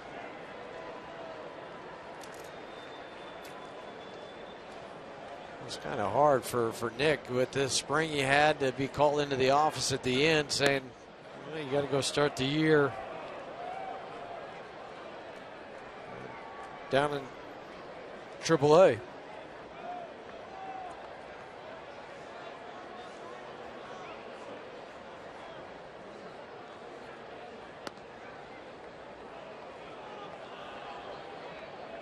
Two 2-0 on Morneau.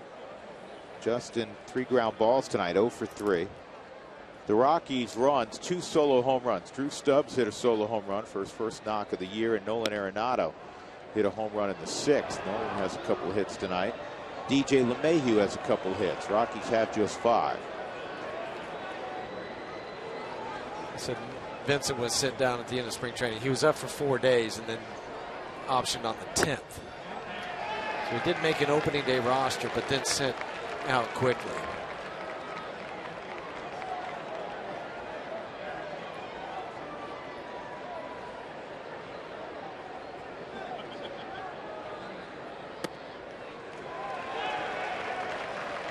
Three and 2.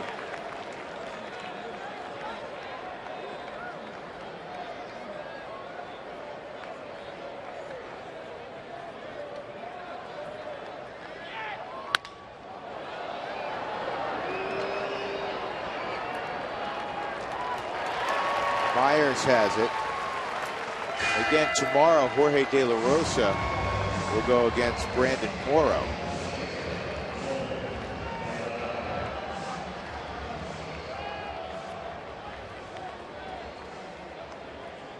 Well, Jorge's going to have to step up. He's going to have to be that guy, the leader of the rotation tomorrow. So, okay, guys, we're going to turn this around, and you're going to do it on my back. Yep, absolutely. Rafael Ynoa is going to pinch hit for Arenado.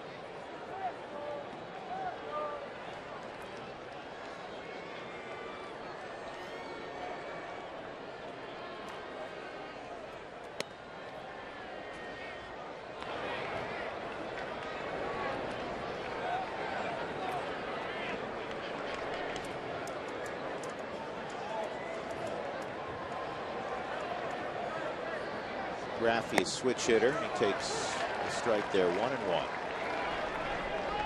2 for 10 pitch hitting for Raffy.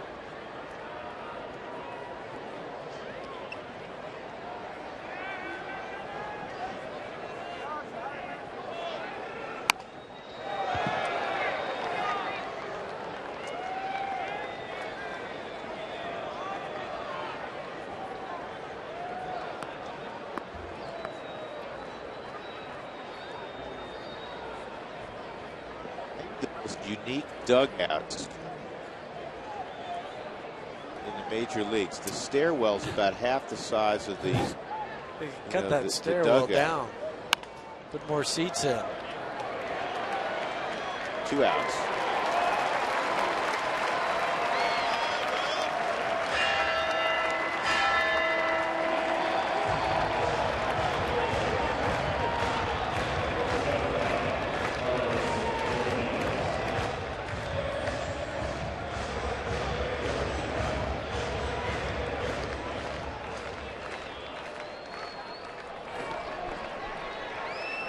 Cargo tonight, 0 for 3, couple strikeouts. 2 outs, nobody on in the 9th inning.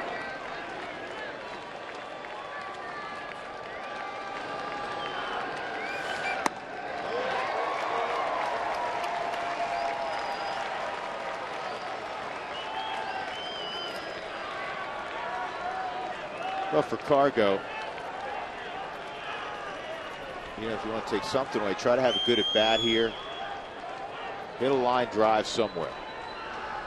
Take that into tomorrow.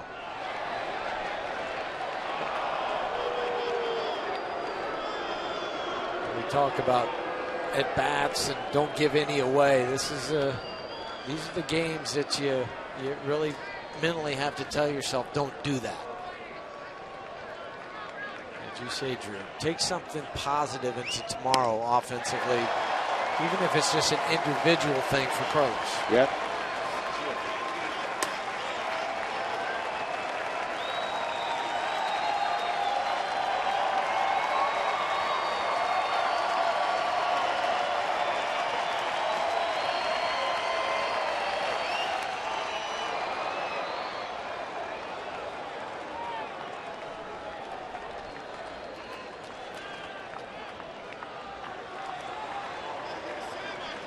Vincent kind of doing what Colmenter did the other day, work up in the zone. Colmenter really effective doing it for Arizona the other day. Not much more velocity than Colmenter. No.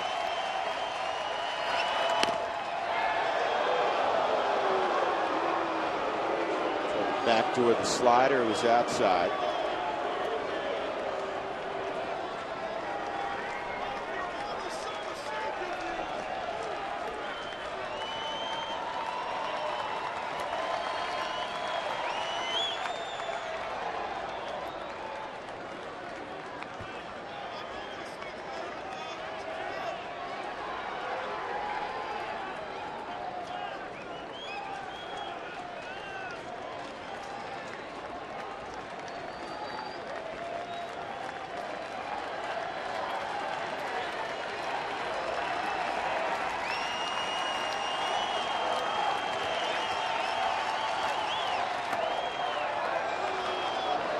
Eddie Butler went 4 innings for the Rockies. Gave up 5 runs, 3 earned, 4 hits, couple walks, a hit batter. He struck out 3. And Bergman, Oberg, Rondon, and Friedrich followed. 6 innings for Ian Kennedy. And that's ball 4. So it wasn't a line drive somewhere, but it was a start with a 1-2 count and work a walk. Yep. So Nick Hundley will hit here in the 9th.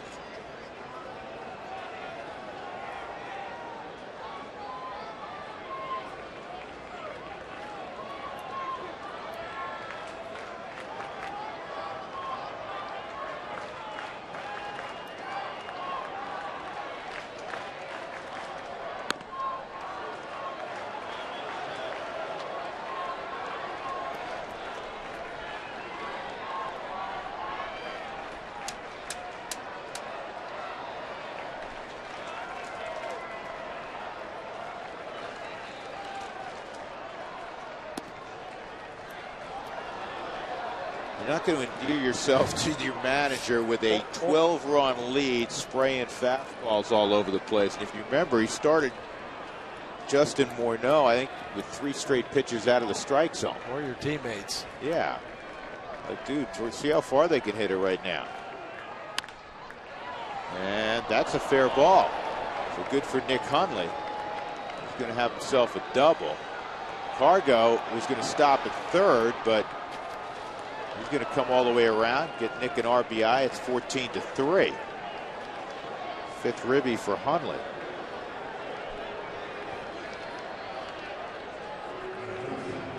Double for Nick, hugging the line, and kisses off that short wall down the left field line.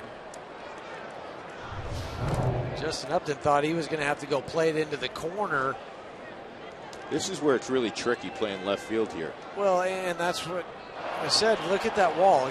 It kicks off at a 90-degree angle, but Justin is thinking, oh, I got to get over and cut it. This time running through the stop sign does work.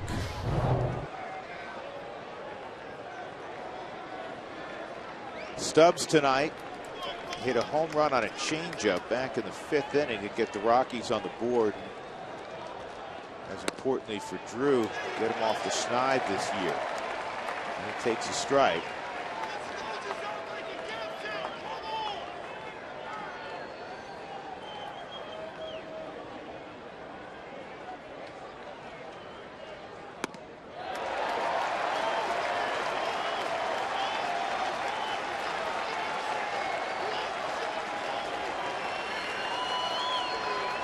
Two strikes on Stubbs.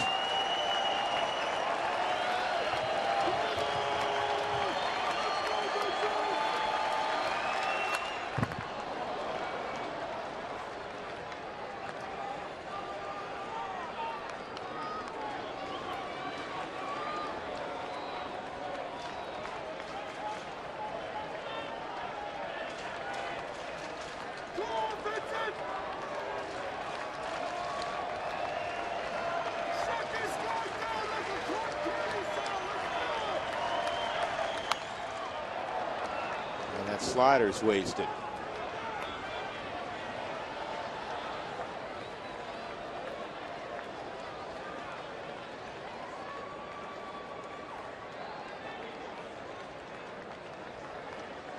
A frustrating night at the ballpark.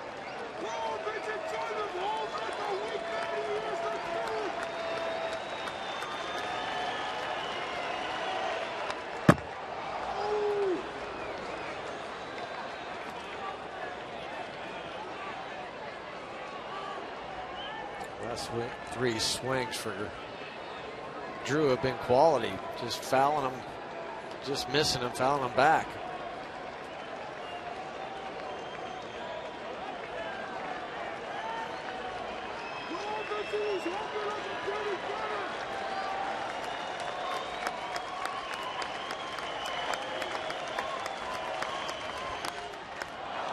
And another one.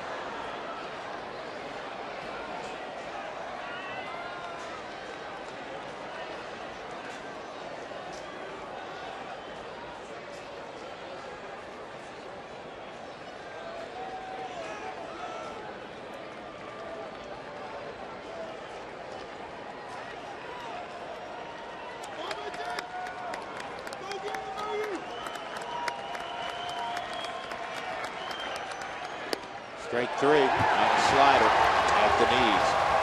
That ends it. A long night is over with for the Rockies. They lose 14-3 tonight to San Diego. They've lost 11 of their last 14 ball games here at Petco Park. The winning pitcher, Ian Kennedy, he is 1-1. Eddie Butler takes the loss. Eddie is 1-2. The Rockies commit 4 errors in falling 14-3. Or Jimmy John's delivery of the game, Yangervis Solarte had a big night when it was 3-0. He drove a ball back up the middle behind in the count to make it 5-0. And later on, he'd have another 2-run single. He had 4 RBIs on the night. Solarte has 16 RBIs on the season. among the league leaders. Not a guy you would figure would be that high up in that category. So Solarte, or Jimmy John's delivery of the game. 14-3 the final tonight at Petco. To our Root Sports studios, here's Jenny and Spilly. Guys.